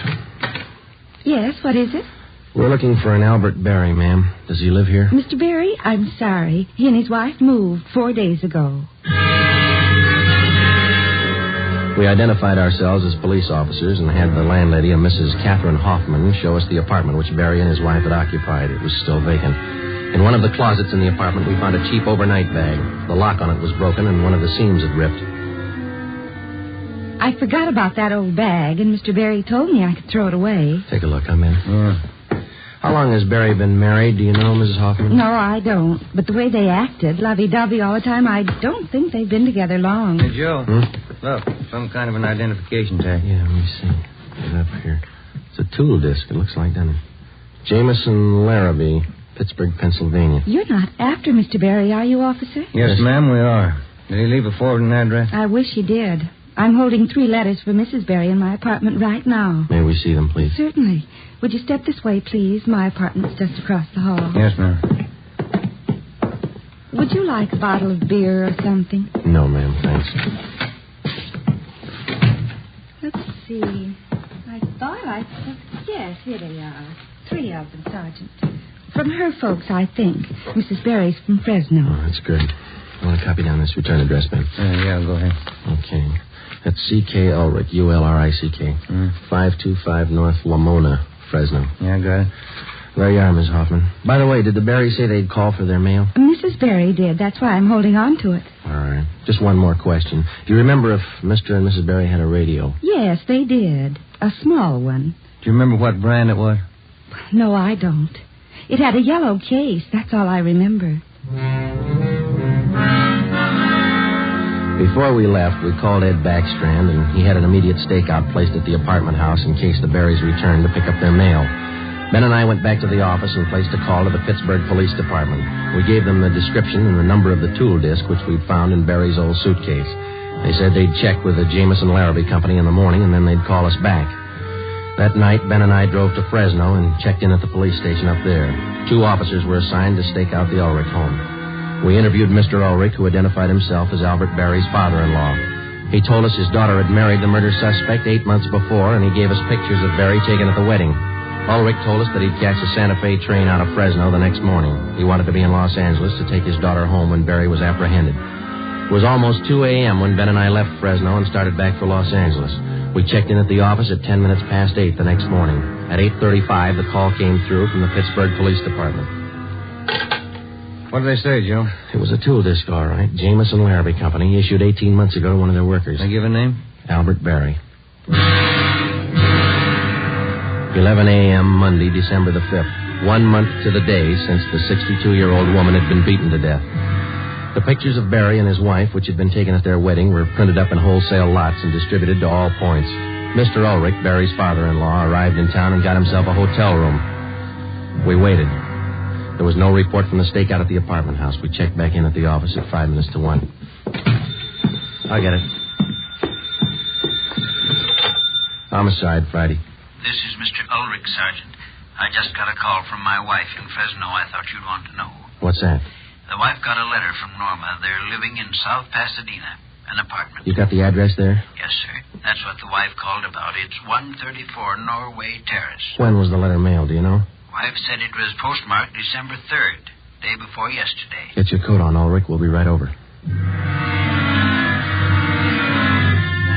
Ben and I picked up Mr. Ulrich at his hotel and drove to the South Pasadena address. Berry and his wife had the apartment on the top floor. Neither of them were at home. The landlord let us in with a pass key. In the bedroom, we found a small yellow radio. We checked the serial numbers. They matched. It was the same radio stolen from the Renard house. In the bedroom closet, we found 2 suitcases. We checked through them. Nothing in this one, Joe. Here we are. Look at these. What are they, Sergeant? A pair of plastic gun butts. Let's see, Joe. One of them's been chipped, see? Sergeant, somebody coming up the stairs. All right, let's get in the living room. Be quiet.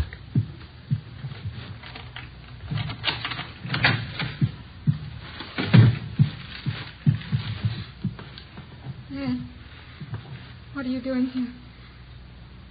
Who are these men? Police, Norma. They want Albert. He killed a woman. Dead. It's all right, Norma. It'll be all right. Did you know your husband killed a woman, Miss Berry? He just told me last Saturday. We've been running away for a month now. Moving all the time. I wanted to know why. So he told me. He said I was in it as much as he was. And I'm tired of running. Why did he kill her? Did he tell you that? He said he broke in the house. He didn't know anyone was home. The old woman was in the bedroom. She started to cry out. He had a gun. He hit her with it. Where's your husband now? I don't know. Said he'd come home for dinner. About 5. I bought the groceries. What time you got, Ben? 3:30. That ring you're wearing, Miss Berry. Your husband give you that? Yes, why? What kind of a stone is that? Topaz. Bert gave it to me. Why? Nothing. We'll wait. 5 o'clock came and went. Berry failed to show. 5:30. Ulrich started to get nervous. 6 o'clock. 6:30. No sign of Berry. I went to the window and kept an eye on the street below. At 6:45, a light green Nash sedan pulled to a stop in front of the apartment house. A man got out and went into the main floor entrance. Bert. I'll let him in. All right. How long have you had the new car? A couple of days. Bert got it credit. What do you want me to do now? Does he have a key to the apartment here? He lost it. Okay, when he rings, let him in. Just act natural. Ben? Yeah. You cover me. I'll get the cuffs on him. Right.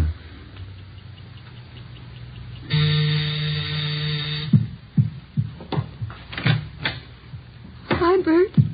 Look out, Joe! All right, drop it, Barry. Okay, Ben. Yeah. He's fast with a gun. Nice looking, isn't he, Sarge? You'd never think he'd kill anybody. Come on, let's take him in. I love him. I still love him. But you're a cop. You wouldn't understand. That's right. I wouldn't understand. I'm a cop.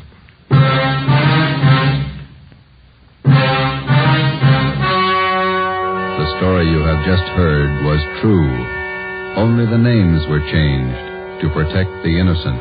On February 16th, 1947, trial was held in Superior Court, Department 82, City and County of Los Angeles, State of California. In a moment, the results of that trial. Earlier tonight, you heard the reports of amazing increases in Fatima smokers from New York to Los Angeles. Yes, all over the country, Fatima is doubling and redoubling its sales. And here's reason one. Fatima is the long cigarette that contains an essential ingredient of all the very popular cigarettes, Turkish tobacco. Reason two. Fatima has a much different, much better flavor and aroma than any other long cigarette. Reason three. To millions of smokers, the name Fatima has always stood for the best in cigarette quality. Smoke Fatima, the best of all long cigarettes.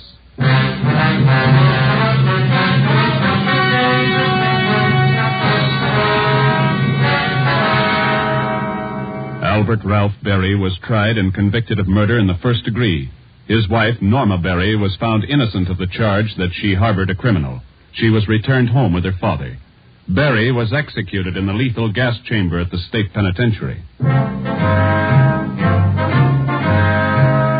You have just heard Dragnet, a new series of authentic cases from official files. Technical advice for Dragnet comes from the Office of Acting Chief of Police W.A. Wharton, Los Angeles Police Department. Tonight's program is dedicated to Private Hubert W. Estes of the District of Columbia Metropolitan Police Department, who on the night of May 16th, 1947, gave his life so that yours might be more secure.